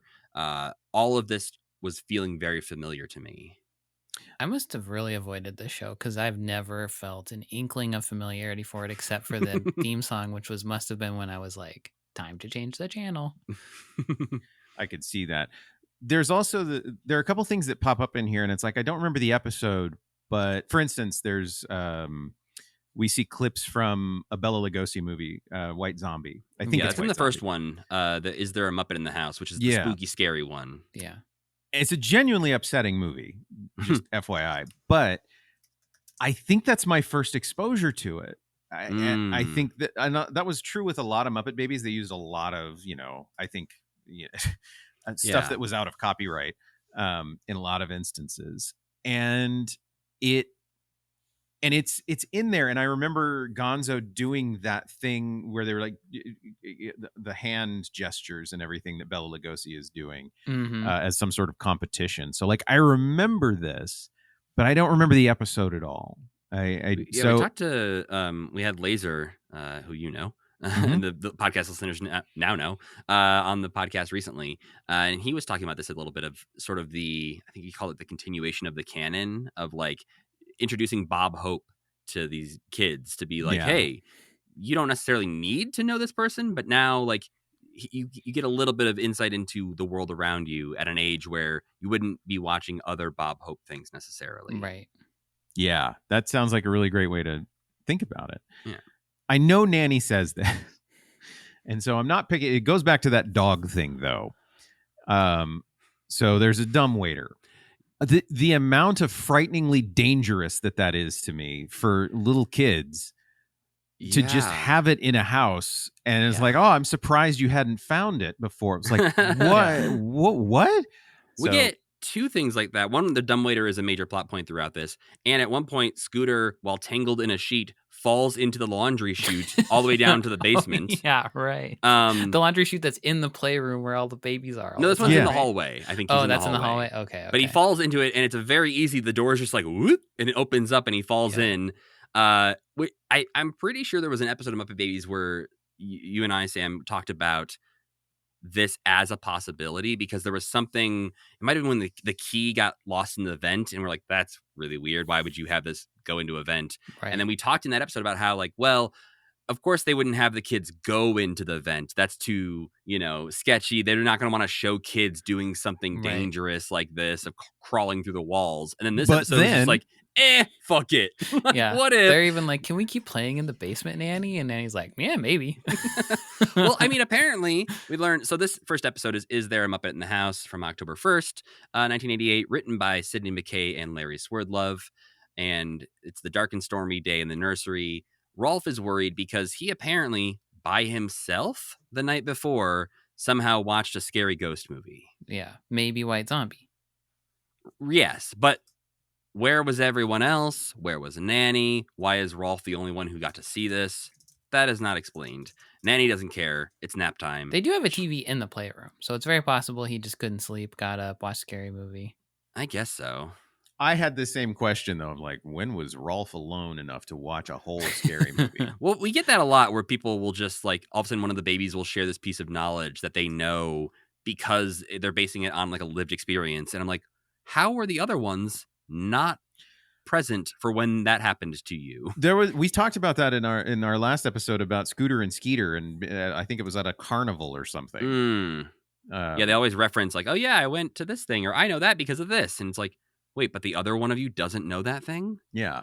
Well, yeah. And this one, this is one of Nanny's worst showings as far as being just a bad nanny. We've talked about that many times. This is right up there with the time she leaves the house to go grocery shopping, because these babies are walking around the house, screaming for each other, getting lost, going in dumbwaiters, in the basement, in the attic. Where even is she? They showed so much of the house in this. She's one, in the garage with Rolf. Oh, she was in the garage. They didn't say what. They just said Ralph was helping me in the garage. Yeah. I don't know what kind of income this woman has. It's the biggest fucking house I've ever so seen. Big. It's like a big Victoria. Like, this thing is huge. At one point, they have to go up the stairs to get to the attic, and then at another point, Kermit comes out of the nursery and goes down some stairs to get to a den. To a first floor den. So they've been on the like second floor this whole time. There's like 2 full stories, like, and then a basement and an attic. And they've definitely walked down the hall to a kitchen. So there's a second floor kitchen. And this, like, these hallways are so long. Every room they will go into is gigantic. We get to see a little bit of Nanny's bedroom. Oh yeah. And her closet full of her identical nylons. Yes, because everyone hangs their socks vertically up in their closets. Yeah. But yeah, the dumbwaiter thing is like, also it's like baby animal's been going up and down it the whole episode, and then at the end she's like, "Animal, don't do that." Like, and he's like, "You could get cut in half." Oh, okay. It is a weird thing. It's with the discussion about the house, I do think it's interesting because it's kind of what everybody was looking at things through animals' perspective. I thought that also is like, well, as a baby, this house looks bigger maybe than it actually is, in some respects. And I can kind of get that. But it's not called out. Yeah. In that way.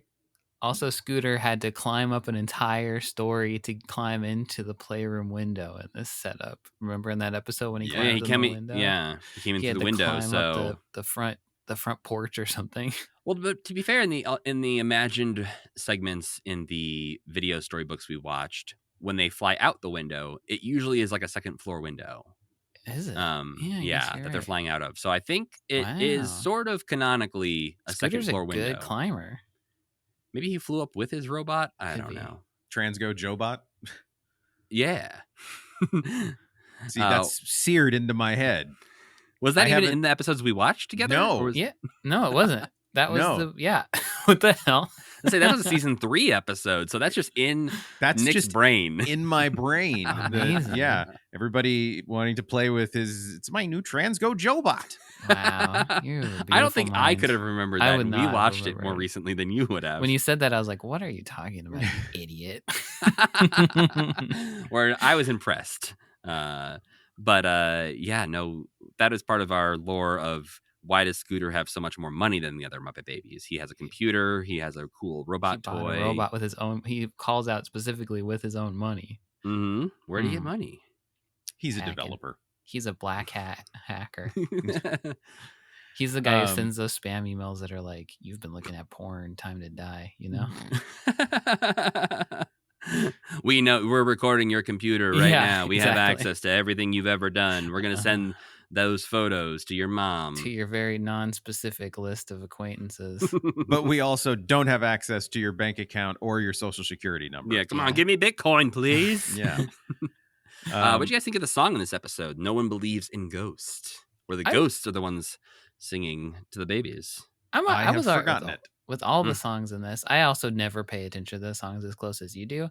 Yeah. But you know, the songs don't bother me anymore. They kind of get them out. It sometimes feels like they're getting them out of the way fast. Yeah. But it was more sad when there weren't songs in Muppet Babies, I think, for that season. Right.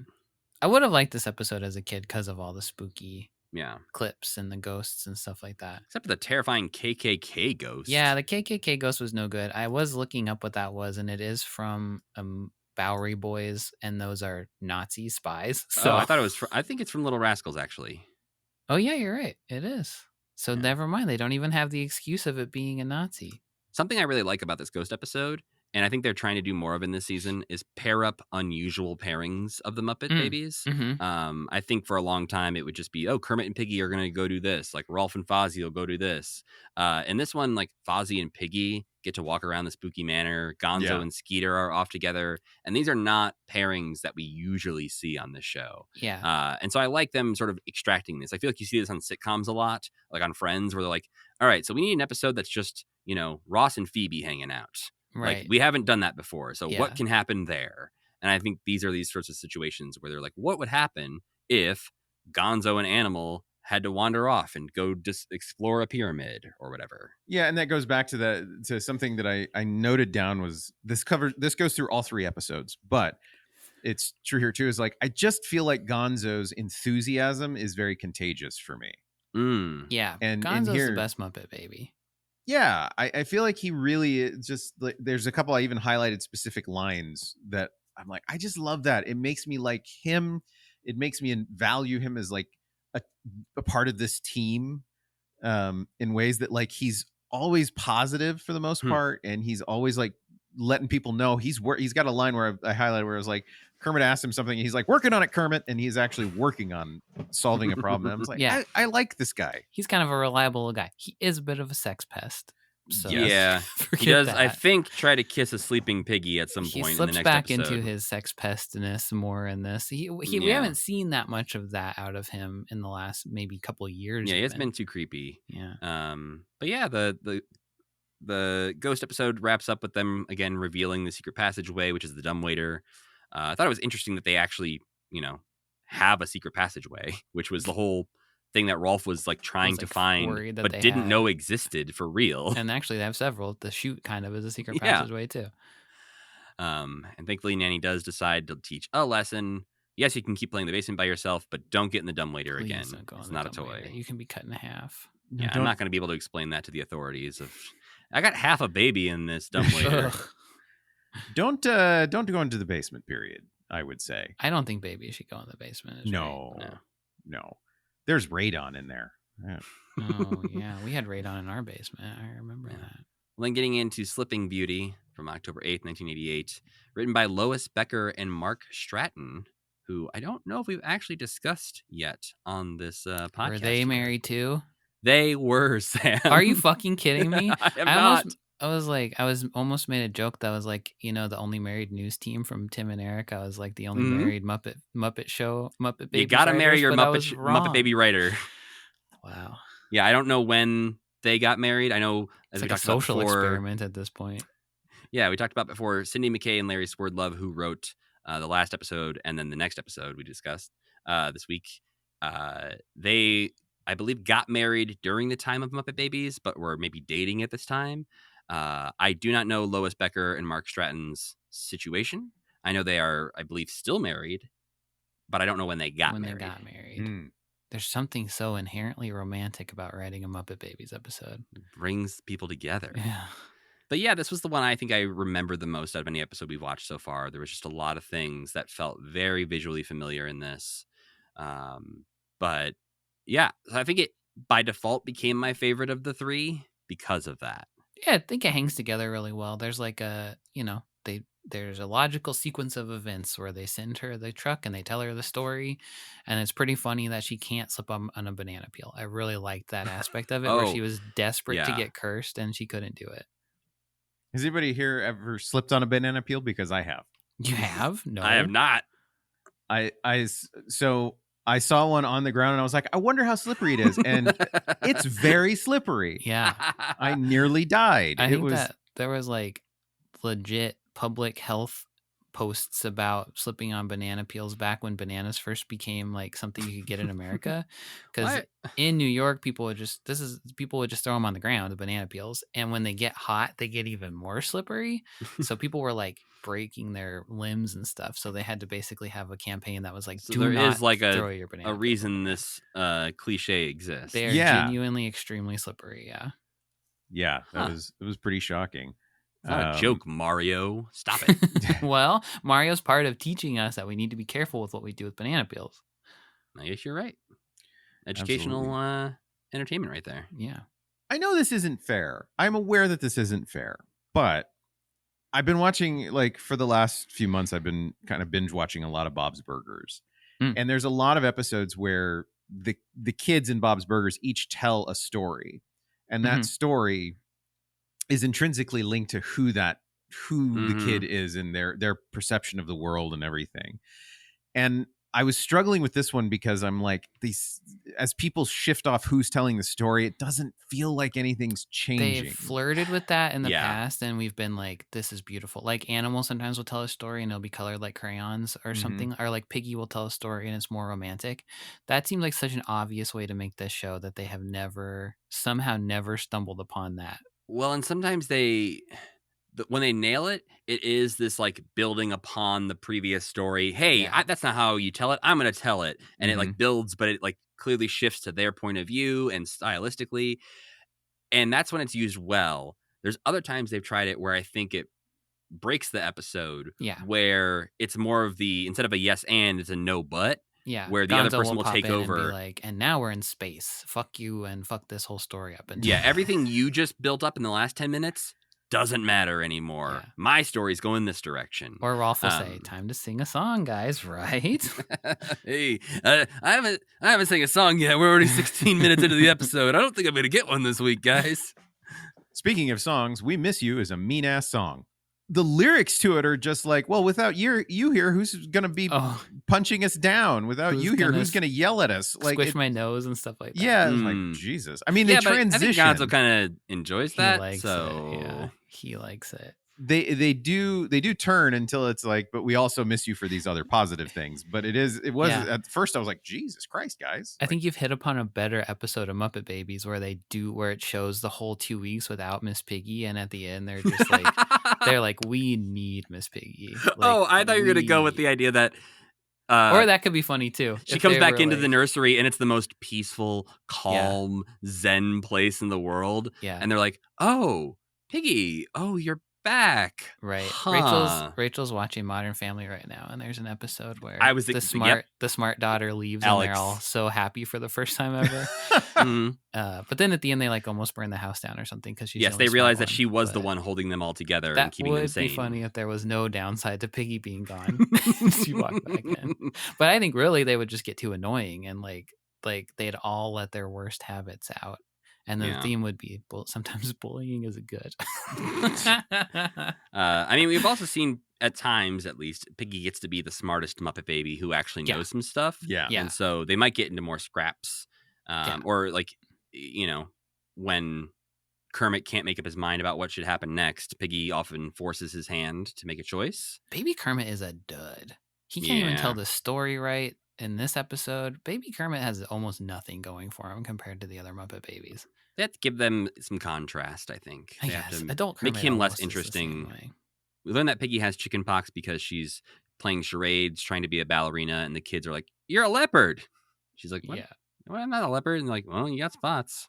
I'm guessing you both had chicken pox since we are all of the pre-chicken pox vaccine era. Yeah. I only recently found, maybe like a year ago, found out that people don't get chicken pox anymore. That's so Yeah. crazy. They just like fixed it. Like That not was that what- long after like- us. They were like, "Oh yeah, we can fix this, I guess." Some of my strongest early life memories were having chicken pox, taking a bath in oatmeal, and like having like the chamomile oil rubbed on my, or whatever it was, and my brother having chicken pox and just looking so miserable, and seeing him as like I a mean, little kid. some of the only scars I have on my body are Yeah. from chicken pox. I I got have ones on scars my right here on my nose. forehead from like Mhm. picking at chicken pox and stuff. Yeah, I don't really have- remember the itch distinctly. I don't really have memories of it other than I remember it was like me and two other kids in the neighborhood all got it at the same time. Did they throw one of those pox parties? I've heard about I those. don't remember for sure. I don't know the answer to that, but I did look it up as I was watching this. I was like, I thought back when I was a kid, that was the thing, is you had the chicken pox parties. And then I was looking it up, and the CDC is like, yeah, don't do that. Don't do That's that. that's really Yeah. that's yeah, really bad. but I wouldn't have been totally surprised if Nanny hadn't been like, "Yeah, this is fine. That was We all kind should of what probably I just thought get too. it." Like maybe that in was that my- situation, it is. Yeah, just that give was them my all of note. it. Good on you, Nanny. Like, Mhm. I think, But she But did whose it bedroom right. is this? She just has a bunch of spare bedrooms. One of the guest bedrooms in this in her freaking huge mansion. she's got. Maybe kids will Yeah. start getting the chicken pox again though. Interestingly, pigs can't get chicken pox. Oh, Well, not yet.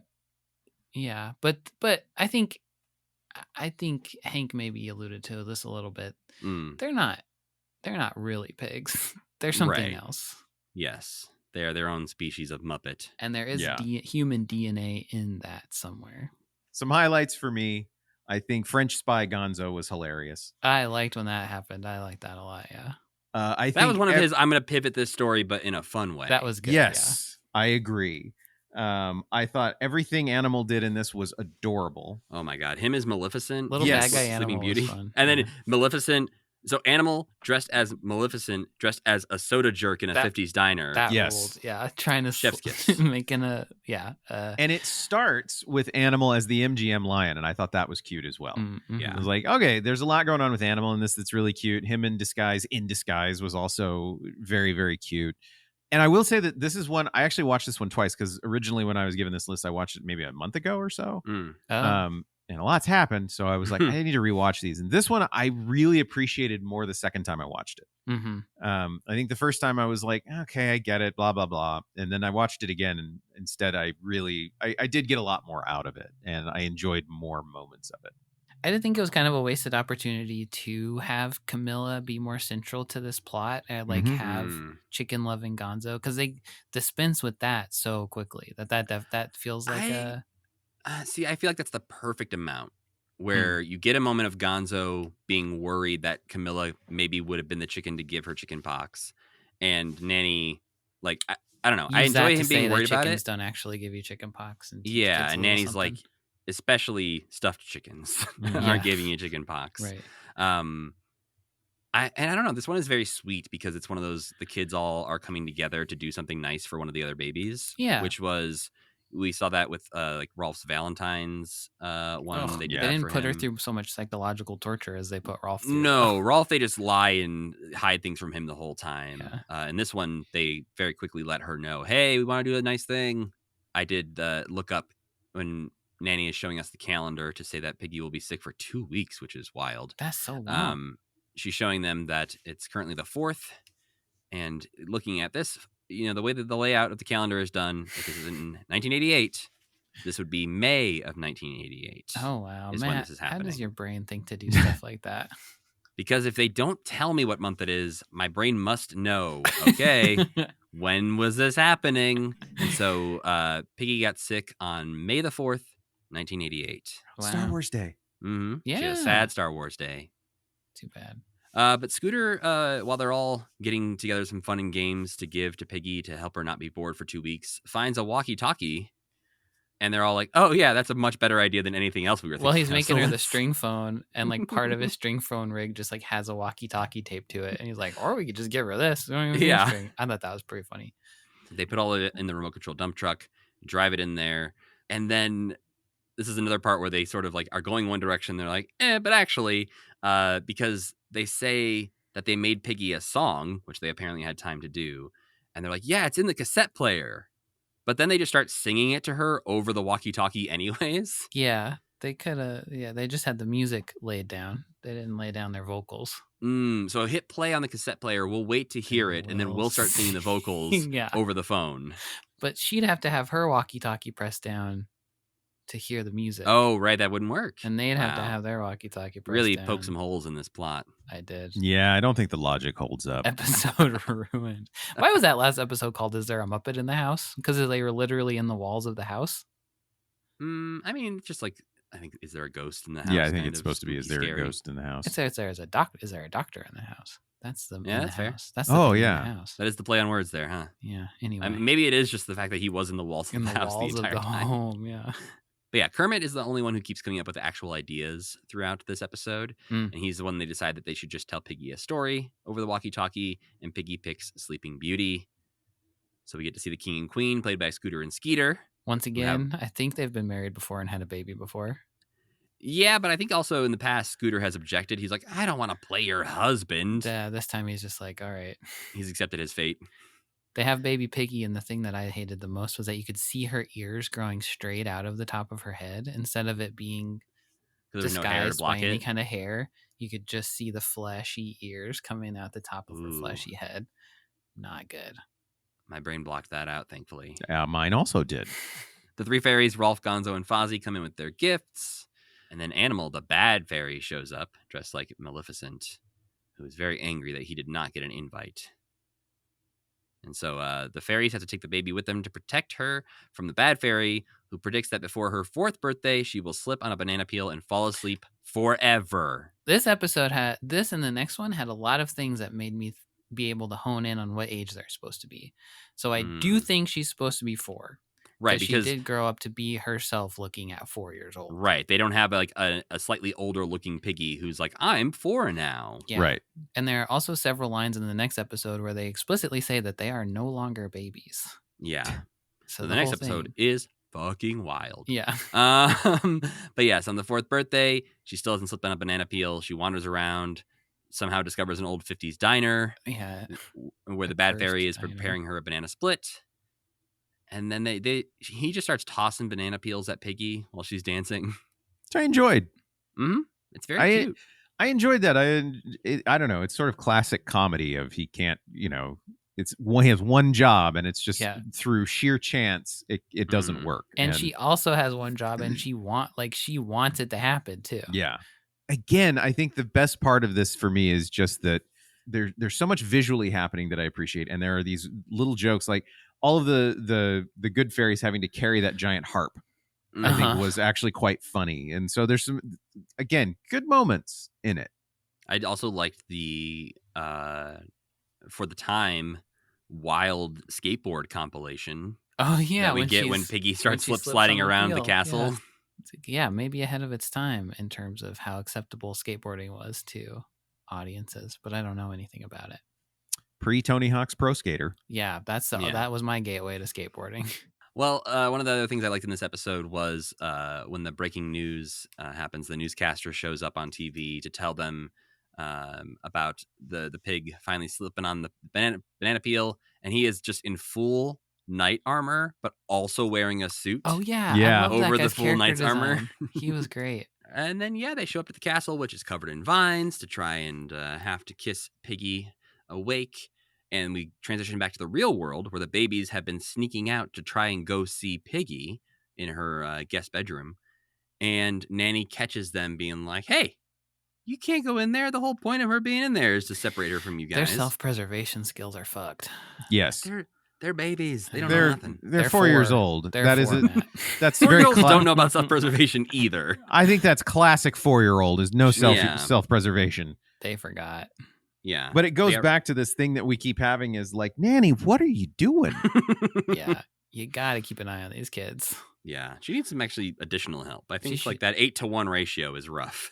She should get some cameras. This At must not be a least. government facility because she does not have cameras on them 24. Or she does because she always does step in at the last second and say, Yeah, she "I lets was them go until seeing absolutely if you guys necessary. were going to be as stupid as I thought you were going to be, and you were. So now it is time to stop." But yeah, she does allow Prince Kermit to blow a kiss to Princess Piggy. And he does it with no objections, and they both blush, and it feels a very interesting spin on their relationship to me. Yeah, I think he's a little embarrassed to be doing it in front of everyone, but he doesn't Sure. necessarily object to the idea of it in the first place. Yeah.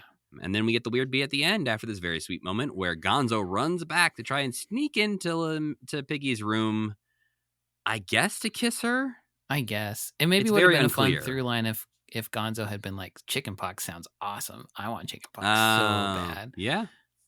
Maybe less creepy, where he'd be like, Yeah. it's called chickenpox and you get to be really itchy. That rules. Yeah, it's just not clear. And if he heard you get to bathe in oatmeal. Oh, he loves diving in oatmeal. He's always doing that.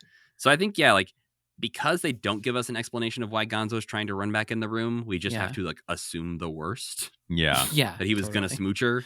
It's not great. Yeah. But it is Gonzo. And the last one is Where Did Babies Come From? Muppet Edition. From October 15th, 1988. Muppet Baby Boom, written again by Sidney McKay and Larry Swerdlove. We open on footage of a real human baby where Fozzie's preparing a bottle and trying to make the baby laugh. I was so scared there was going to be a real baby through this whole episode. Yep. So disturbing. This episode gave me the most whiplash. Yeah. Opening with that real footage of a baby was like a slap in the face. Like, oh, gee, okay. Anytime they open with footage that's not just the Muppet Babies doing something, it's always like, okay, where's this going? Yeah. But then it goes there. It cuts back after that, and I've recovered from it. And I'm like, okay, no, we're in Muppet Babies. I get it. Yeah. I think Fozzie has this great moment when Piggy's like, if you don't want to play right, I'm not going to let you play. And Fozzie's like, oh, gee, thanks, Piggy. And just quits. I love that. Away. He clearly did not want to be playing dolls with her.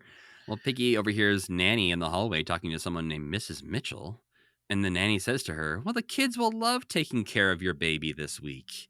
And Mrs. Mitchell says, all right, I'll bring him over at 3:00 this afternoon. This feels a little lazy. No. I know I'm going out on a limb here, but she says your baby. Obviously, I mean, it's supposed to be, she's talking about the cat. I'm like, okay, I'm always saying, oh, yes, my Ginny. My dog. I'm going to bring my Ginny to the dog park. Yeah. So no one talks like this. It is. How do we get these kids to think a baby's coming over here? I mean, an old lady could possibly conceive. That didn't sound like an old lady. Oh, but I mean, Nanny. She's. I guess so. But Mrs. Mitchell wasn't like. That's a weird way to say that, Nanny. Yeah. Well, and if she did, we wouldn't have heard it, right? Hear it. Yeah. So okay, but also, I believe this has the funniest things I've seen in any Muppet Babies series. Like, legitimately made me laugh. The first one is Piggy throwing the doll down. Yes. And the doll's head falling off is all so well timed. Like, because she hears the talk of a real baby and she's like, oh, I don't care at all about this doll anymore. Yeah. And it says mama just as she does it, and even she's like, oh God. Like, I loved that. I thought that was really well timed. And again, it's like good comedic timing, it's a good bit to go through. The second is there's actually a longer bit in this which keeps going, which I actually thought was very funny, which is the whole Scooter Burstburger character where Kermit is a sports announcer. Oh yeah. Oh yes. I enjoyed this so much. I love just the way he even says Scooter Burstburger, recently a baby himself. Like, that was funny. Well, and Scooter goes, what? Yeah. Like, and they keep coming back, and it's weird to see Kermit. At least I haven't watched as many of these as you guys have, but it's weird to see Kermit in a character. Yeah, for that long. He's usually like a prince or something who is basically just himself. Yes, but in this one, he is being like a little bit of a rascal. He's kind of messing with Scooter a little bit. Yeah, that's a good point. And I thought that was just I was enjoying myself. I was literally like, I want to see where this goes. And then and Scooter spends time. He gets thrown back in through the wall, and he's stuck there, and he's stuck there for a while. Like they keep cutting back, and he's still back there going, ah. And he hates burping. He's so disgusted by burping. They just keep it's cutting kind to of a him gross being like, thing. that was really gross. I mean, a lot of human stuff is gross. If my friends just were like burping in front of me, I'd be like, hey, stop it. But if a baby burps, I don't think when a baby burps, you necessarily go, that was disgusting. If you're a baby, though. I guess to another baby, that's you true. just grew out of that phase. You're like, ugh. Yeah. Stupid baby. Yeah. Yeah. But yeah, Piggy has her very important announcement for the other babies saying, we're going to have a baby. And lets the babies know, hey, Nanny says we get to take care of a baby for a whole week. And Skeeter rightfully points out, babies can't take care of babies. We can't do that. Which, to be fair, is the entire premise of this entire show, pretty much, is that these babies are constantly put in charge of both Animal and Robin to take care of them. Right. But Animal does say that, they do say Animal's not a baby, because they say Animal remembers when he was a baby. He's very recently not a baby, apparently. Yeah. It seems like more recently than them. Right. I also want to point out that babies, 4-year-olds, however we want to group them, can also not take care of a kitten. No. No. Not well, or at least not for a whole week by themselves, probably. I mean, I guess if you just got food out there and you don't mind there being, poop and pee they could learn some of the basics. They could learn, you got to feed them every day or a couple times a day. But again, just as you said, they got to learn. This is a learning. You can't just take care of in any way. And I know I'm the cat and be like, good luck. Yeah. Nanny teaches the school of hard knocks. Well, Gonzo is going to teach us how to take care of a baby. Says you need lots of space and a baby. So he goes fishing for babies in space. In space, and that was so stupid. I hated this so much. Oh, I thought one part of it was very funny. He has a fisherman's hat covered in baby lures, which are like pacifiers in bottles. It was just such a stretch. But then he catches Jabba the Hutt's baby. Stinko or whatever. What's the baby's name? No. Here we go. That's the okay. This is the plot of the Clone Wars movie that came out in 2010, where Rada the Hutt gets kidnapped. Jabba the Hutt's son. Rada the Hutt, who is back in the news because for some reason, somehow, he's supposed to be played by Jeremy Allen White in the Mandalorian and Grogu movie. Right. The perfect role for Hollywood's most handsome hunk of the week. I have no idea what it means to have Jeremy Allen White playing Rada the Hutt. What if Rada grew up hot? I'm thinking, is Rada just going to speak, basic? Oh, they speak Huttese or whatever. Huttese. Huh? So, you don't hire Jeremy Allen White to have him speak Huttese. And not be visible. I mean, performance capture, but the faces are pretty specific for Hutts. Yeah. So, I mean, you got people like Bradley Cooper doing Rocket. So, yeah. Maybe I like Sam's idea though. Like somehow, Rada just got jacked, and so you get to see what a Hutt would look like if he worked out every day for 20 years. And he's just him. Jeremy. It's just Jeremy Allen White, but he's just like kind of. Hey, green. Dad, how's it going? He's just a little green. He's got contacts in. Yeah, I did see that, and I was like, "Oh, I don't even care anymore." I don't know what this means, and it's not a knock on Star Wars. It's a knock on just headline news about things that I'm just like, "Oh, whatever." I don't know what this means. Yeah, I'll be very curious to see what comes of that. But there's a whole movie about Rada the Hutt being kidnapped. This he looks the same. He's got the same floppy arms where he's over the sides of the boat in this case, but I'm not saying this is where they got the idea, but part of me wonders if this was in the back of Dave Filoni's head and he didn't realize it. He'd seen that episode of Muppet Babies. Or it was in the back of George Lucas's head. Because there was a lot more of George Lucas happening on the Clone Wars than I think we realize. Well, and George, from what we've heard, there was a lot of back of napkin deals where Jim would just say "Hey George, could we use some Star Wars footage from Muppet Babies?" And be like, "Yeah, sure, here you go." Yeah. So there's a chance that he's we had this idea about Jabba the Hutt's son once on Muppet Babies. What if we made a whole movie about that?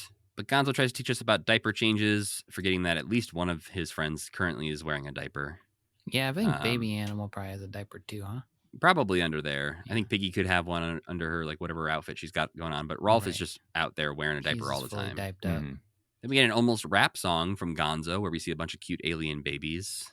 That doesn't really go anywhere other than for it to be another weird Gonzo thing so that the other babies can, after this, be like, all right, well, you don't get babies by fishing in outer space. So let's Yeah. talk about where babies actually come from. Man, I hate cartoon babies so much. Yep. This one was really Why? setting me off. I hate the voice. I hate Mhm. the adult doing the baby voice. I hate cutesy, like, oh, I pooped my diaper. I hate that shit so much. I hated Rugrats. I hated Muppet Babies. All cartoon baby stuff. Ugh. I'm okay with like Flintstone kids. That's fine. I'm okay with kids. But They don't poop cartoon their pants on babies, Flintstones? I really do think, like I've said, Baby Huey really just damaged the cartoon baby concept for me. Right. The thing, something like the closer to Baby Huey a cartoon baby is on the cartoon baby spectrum. Yes. Like And these the alien worse babies it is. were more Baby Huey-ish than Yeah. the Muppet Babies are. That's I'm fair. with Sam on this. I'm like, I don't They're so enjoy annoying. this. And I was like, I was just a baby as a kid. I don't want to see babies do stuff. You're Scooter grossed out by baby burps. Yeah, I would be That's- Scooter in yeah. this situation. I'd say, get me away from these babies. I want to go watch TV with Nanny. Yep. And then I would say, I guess the thing, I did see this one at some point because I remember what I did find, again, very funny was the exhausted stork. Yes. Oh, yeah. There's a very tired stork when they go to the stork exchange. We go through a few ideas of where babies come from. Skeeter says they come from a Cabbage Patch. Gonzo, one of my favorite lines, says baby parts are made in Japan, but they're put together in a factory in Detroit. Yeah. Yeah. And Rolf's like, oh, that's why it takes so long to get one. But then Fozzie chimes in and he's like, they come from the stork exchange. But the best part of that is he's like, hey, I know where babies come from. Do you want me to tell you? And the babies go, no. We know it's going to suck. Please don't bother us. But he does, after all, tell them the stork exchange, where we learn that storks fly in to trade old towels for new babies and then fly the babies to their mommies. And the storks need to be repaired sometimes, like the one particularly tired stork who just delivered hippo twins to Africa. There's something about some of the writing on a couple of these episodes that I am just like, that's good. Like, that's really good. Like the exhausted stork who is just, he's been through so much and he's just trying to explain things. Them screwing up the cards, that doesn't really work for me. But I liked it because I feel like it's one of those where it is so set up that you know what's going to happen immediately. That because he's like, hey, can you take these delivery cards to the control tower so the storks know where to go? Whatever you do, keep them in order. And immediately they bump into each other. Oh, I don't think it's bad. I'm not saying that it's bad or even that I didn't like it, but I think it's like, it's very clear what's going to happen. But the exhausted stork surprised me in a great way. I was like, oh, I feel for this guy. That is what I think works most often on Muppet Babies is the surprise where you're like, oh, I didn't expect that funny of a character to show up. Yeah. Interesting. I like the guy who was in the control tower who like yells at them. He's like, hey, you got my cards. We got to get these babies out of here. Yeah. So, good stuff. It's like the positive is there's really funny stuff in here that I feel like Kermit as the sports announcer is a bit more sophisticated than I was expecting. The humans who get the duck brother is fucking weird. That was great. Yeah. That was weird. They get a little baby duck and they're like, oh, this is your brother. And they're like, all right, let's pose for family photos. I really like that. Oh, I forgot about that because they're like, they're overdubbing the voices. I forgot. Yes. Yeah, that was weird. They just found some weird footage of kids getting a duck for Christmas or something. And they were like, all right, why not? That'd be something that I can imagine like having to search for on Getty, and you're like, I don't know, man. What do we got? How would you have even searched back then? You would have been at card catalogs, I guess. Yeah. There's just a person who has that knowledge all in their head of like, Right. hey, I need a duck family footage. Like, I got you, drawer 7. You got to go to George Mainframe. Well, the episode sort of starts winding down as Skeeter and Piggy start fighting about who knows more about babies. And this is when Nick liked it more than I did, I will say, it sounds like, for the Olympics part. But this is the part for me where I go, oh no, we've reached the stretching for time segment of the episode.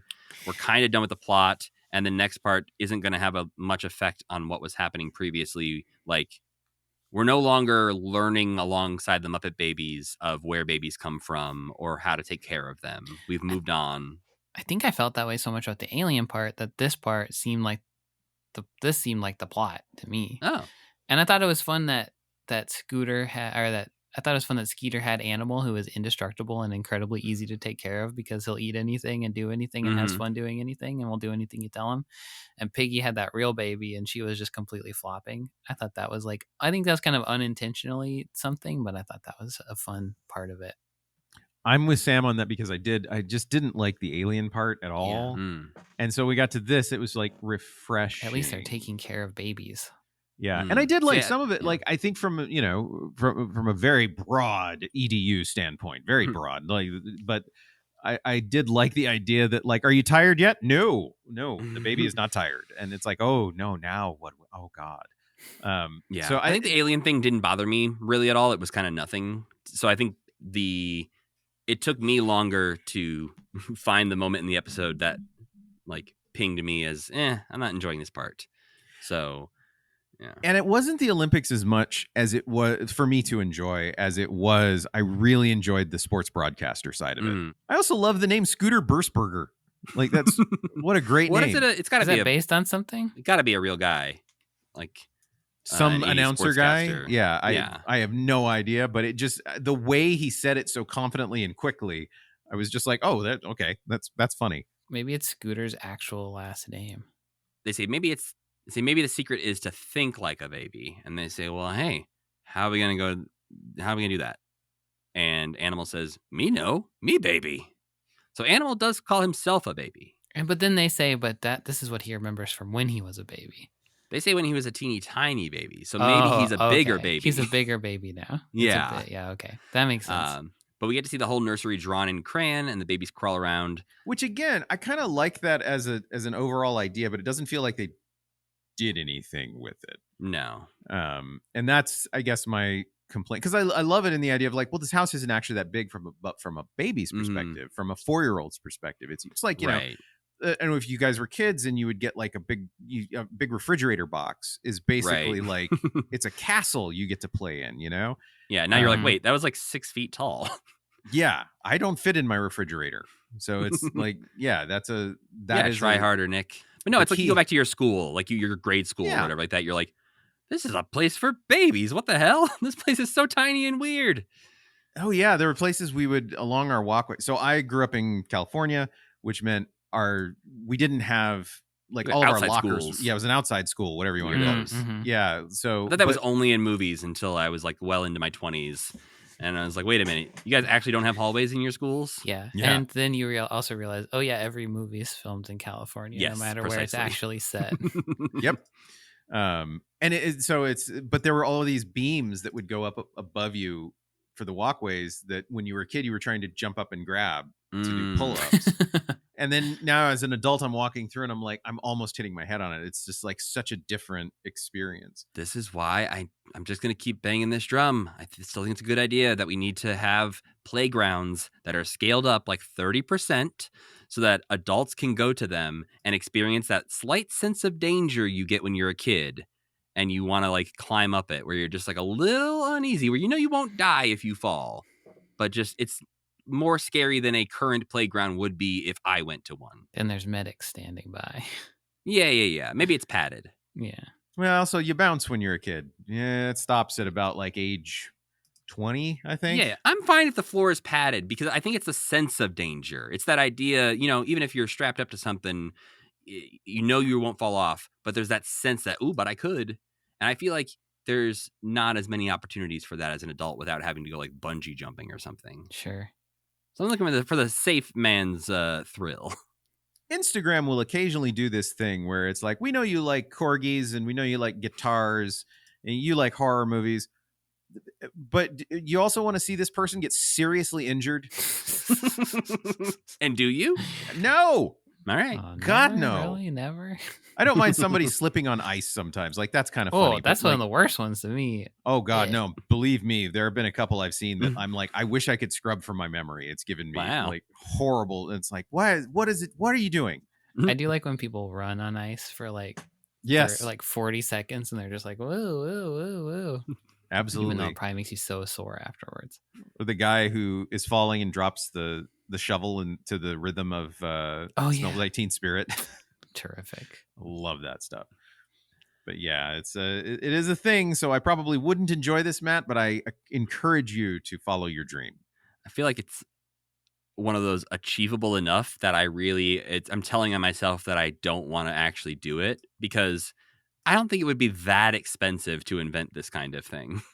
You have to get the But- land. The land would be the issue. I mean, I feel like you just rent out that place that always keeps closing down, the trampoline place. Every mall in the country could have one of these in it. Yeah. That's Adults, the answer. hey, come down to our adult playground, everyone. At the mall. Don't Google it.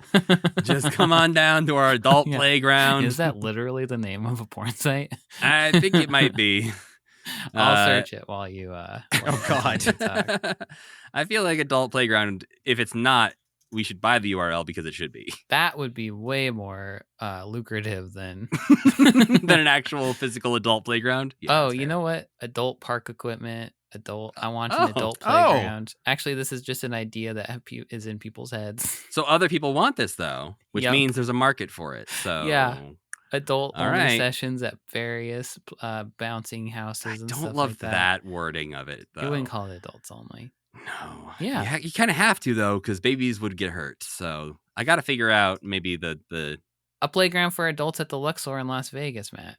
oh Opened last year. Oh no! Somebody heard my idea. See, I'm looking at this Luxor one. It's not exactly what I'm thinking. No, this is just like games and stuff. Yeah. I want a discovery zone for adults. I want swings and monkey bars and all that stuff scaled up just enough that it's scary. I'm gonna need to make a bunch of prototypes to find that sweet spot of like, okay, here's a ledge that I can climb up to safely, but it is enough work that I don't want to fall down. It seems like everybody else in the world wants this, Matt. So you got to do it. You gotta make a move on this now. If you want to invest, give a bunch of money to our Patreon. Yeah. if there is not if this search term is not overwhelmed by pornography, that means that people want an adult playground so desperately. Mm. That's my take on it, at least. I mean, adultplayground.com is not being used, surprisingly. So what's this world coming to? Come on, you could guys. buy it. It'd probably be a lot of money because I imagine, pornography websites have probably tried to buy it or have previously used it. But, There's so many Reddit threads that are like, I would love an adult playground. well, all right. Well, we'll solve that problem later. For Okay. now, we need to wrap up this episode Okay. and say that this is when Nanny comes into the nursery. She brings in the real cat and reveals the secret that this is Mrs. Mitchell's baby. His name is Baby. Stupid. Yep. But that's how it ends. And so we have to accept it. Cut to black As- right after she says that. It actually cuts to the go bye-bye with Gonzo fishing in space, catches Animal, and says, no go bye-bye, go baby. That was funny, but then why does Gonzo say, we'll be right back? That was weird because there's not like a cold, there's not like a tag or anything on the end of the episode. No, Maybe this but I was think from they the- showed them in they showed them in twos. Right. You Yeah, maybe usually this was come from back the and watch era more when Muppet they were- Babies. when they were on for like 2 hours Right. every Saturday morning. Mm-hmm. I did enjoy the middle episode. The go bye bye included Nanny, which I feel like is rare. Mm-hmm. But the phone rings. She answers it. It's for us, the audience. An Animal is on the phone yelling "Go bye bye" at us. Yeah, that was good. Well, we've done it, folks. We've watched 3 more episodes of Muppet Babies and talked about them for 3 more hours because that's what we do. I don't think this show's as abysmal as it used to be. I'm kind of Oh, no, coming no, no. around on it. It's much more tolerable. Oh, and what I want to be clear on is I don't think the quality dipped in any way. It's just that the others were very much seared into my nostalgia brain, Mhm. Yeah. and these are not. And so now I'm looking at it with a more critical eye. Well, I think a couple things happened. One, you did get older, so you aged out of it. But 2, there is also a point at which they switch over in the 3rd or 4th season to a Yeah. different animation house. So they do Hmm. actually get shittier. Like visually, they look less good than they did in the early days. And it does kind of Gotcha. feel like you can have good animation on Muppet Babies, or you can have good writing on Muppet Babies, and they've never had. You both can't at the have same both. time. You I mean, can't. maybe it's a just- time frame thing where it's like, do we give the time to writing and get cheaper animation that gets turned Faster. around quicker? That's true. Or do we Could be. write faster and have more time for animation? Could be. But I also feel like you could write 8 seasons of this show in 4 or 5 months, probably. Well, we do have to watch all 8 seasons of this show, so we'll see how we feel after all of them. I would love, just to put this out there, this doesn't have to be on the podcast. I would love to be on the last episode, to watch the last episode. Muppet Babies. You are. I will write it down right now. We should have had you on to watch the first episode and then had you back on to watch. We should have had you on the first last episode of each season to be like, hey, what do you think What do you now? think You still now? like it? Yeah, the season 8 is only 8 episodes long. Mm. And Ooh, by that's then, never a good sign. we've got Statler and Waldorf on the show by that point. They have a Labyrinth yeah. parody. It gets weird towards the end.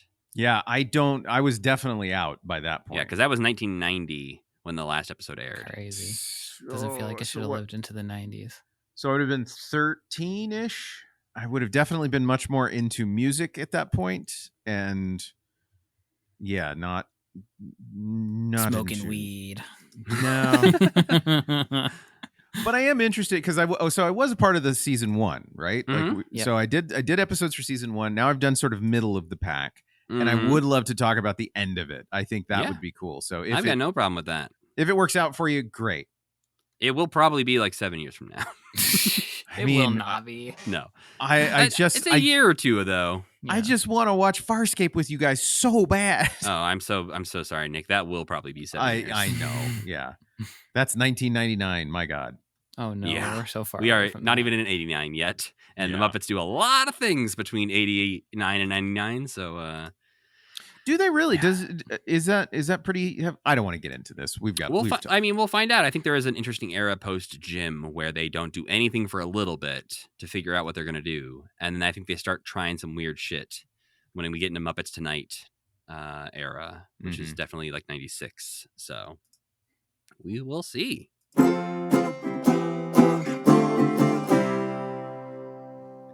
But for now, it's time to mosey on out of here and ask you two, what non-Muppet things did you enjoy this week? We both saw The Day the Earth Blew Up since Hey, we did. talked. It's the new Looney Tunes movie that probably is not in theaters and hasn't been in theaters for several weeks by the time you hear this. Yes, because that's it probably almost true, but got it might killed be by Warner available Brothers for streaming or something. and then kind of flop.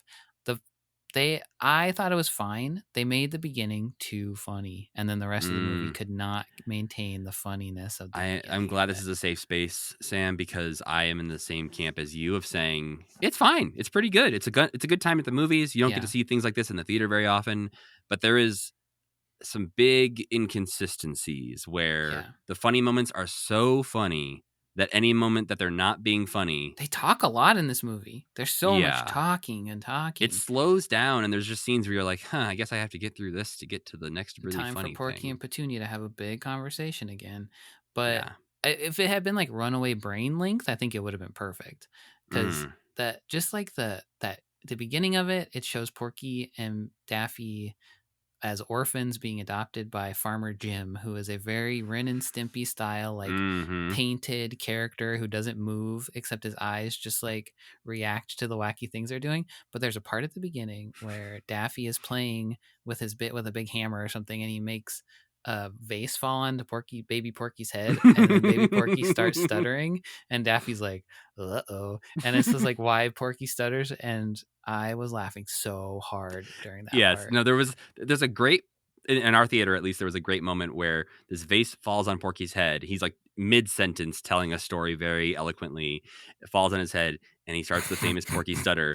And there's like a beat where the whole audience sat with it for a second, and then there was like an uncomfortable like It was that like so rose up funny. out of everyone as they realized, oh my god, we just saw the origin story of Porky's stutter, and it was Daffy being an idiot. And then like Farmer Jim dies at the end of this opening like 5 minutes, and he just like walks into heaven, and he's like, "Goodbye, boys."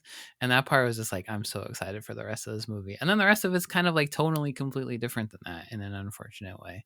There's fun spurts where suddenly you'll just have like the funniest scene you've ever seen. Yeah. But it was after 5 minutes of not a lot happening. It just needed to be short. Like it needed to be a half an hour or something like that. It would have been But great. Eric Bauza, She was Good voice. both of them. When I got done, I was like, but Yeah. who played Daffy? And then I was looking into it, I was like, what the hell? He was He is both of them? both of them. And he does so, yeah. From that perspective, it's like, I mean, I grew up with Looney Tunes big time. And there was no part of it where I was like, this isn't my Looney Tunes. It was more just like, I wish it was a little bit more madcap. Yeah, watching him, he's honestly a dream guest for this podcast because Mhm. he is Baby Fozzie in future Muppet Babies Oh, in okay. 2018. But also we are a surprisingly low number of degrees from Eric Bauza. Okay. And so I think we could get him, but hearing him just talk about honoring the legacy of Mel Blanc, I could listen to that for hours. Yeah. And so I am, big fan of Eric Bauza, and open invitation, Mr. Bauza, if you ever feel like coming on a Muppet podcast for some reason. But yeah, on top of that, it's Formula One season, so I'm watching races again. And I finished up Good Scrubs, so I've deciding whether or not to continue with Bad Scrubs. Is that like when it turns into a different cast or whatever? Yes, season 9. So they had one of the most amazing series finales you've ever seen with season 8. And Devin, who had never really watched Scrubs, we watched the season 8 finale, and she's like, "So you're telling me they decided to do more after that?" And I'm like, "Yeah, idiots, right?" So they went on and made a 9th season, and it feels like a cover band, even though some of the actors are still there in different roles. But it really feels like all right, so we have to remember how to do this Scrubs thing. But it only came out a year later. Like, they didn't take 5 years off or anything and reboot it. But it feels like a reboot that happened 10, 15 years later. Nick, what have you been watching or doing? So I've been spending a lot of time watching a lot of different kinds of YouTube content than I've normally watched, which is it's a lot of like talking about horror ideas, like why something is scary, why something is hopeful within the context of horror. But one specifically I've been watching a lot of is called Tale Foundry, which, not breaking ground here on liking this, they got 1.21 million subscribers, so they're pretty popular. But it's an interesting channel because the way it's animated, and there is the person who does the voiceover has a robot that is telling the story, and it's a cool design, it's a cute design.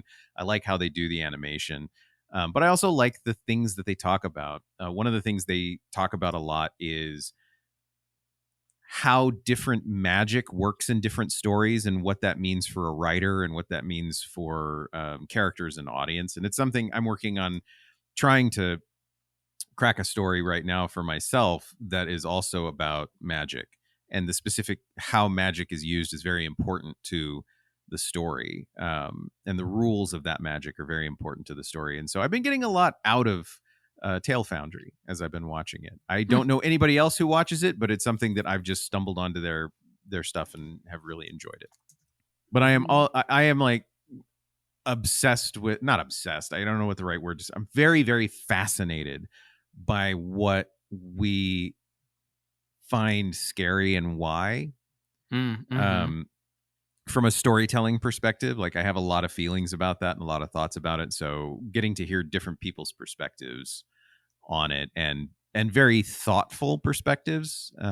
So yeah, I've been getting a lot out of Tale Foundry. Also, from a production and post-production standpoint, I like the animation a lot. It's very unique, and that's kind of cool to me. Well, as we talk about all this good animation, I do need to, unfortunately say that next time we will continue watching Muppet Babies season 5 with 3 more episodes titled Scooter by Any Other Name, He's a Wonderful Frog, and Elm Street Babies. Oh, no. Which is not as scary as it sounds from when I was looking at it. Because that was one of the ones that when I saw the title, I was like, ooh, we got to have Nick on for that one. Because it felt like it was going to be a horror movie. But it actually seems like it's much, much weirder. There's a lot of weird-ass screenshots from this episode on Muppet Wiki, because I think we go into we talk about the baby's dreams. Oh. So we're seeing like a yellow submarine dream for Gonzo, and there's a bunch of I don't know. It What looks the super hell? weird. What a world where they can just casually reference Freddy Krueger in the title of this thing. But of course, that's not all, Sam, because we'll also watch another 1988 VHS tape. This one is called Wow, You're a Cartoonist. Okay, Wow. that sounds great. Yeah, it does feature some of our core Muppet cast, so they'll keep the train on the tracks, hopefully. But we need to thank Nick for being on the podcast this week. Is there anywhere you'd like people to follow you or keep up with things that you're doing? Nope. All right. I'm not. I have checked out of the social media landscape. So yeah, not really a lot to follow on me. I work on an EDU channel called Study Hall. It's about helping people get the college educations they really want, figuring that out and figuring out the best way in and the best way to navigate it. We just released a video interview with Johnny Cakes, who's one of the Try Guys, about his college journey. And so, yeah, a lot of good stuff happening there. But no, for my personal work, don't have anything out there. Well, we also need to thank our friend Tuna for making the music for this podcast and Cassie Wilson for singing our theme song. Go to commitment.com if you have any commitment needs. And don't forget to rate and review this podcast wherever you listen to your podcasts. And also follow us everywhere on social media at Commitment Pod or on Blue Sky at commitment.com. Or you can also follow me at Matthew Gatos. And I'm Sam Schultz. And as always, keep believing. Keep pretending.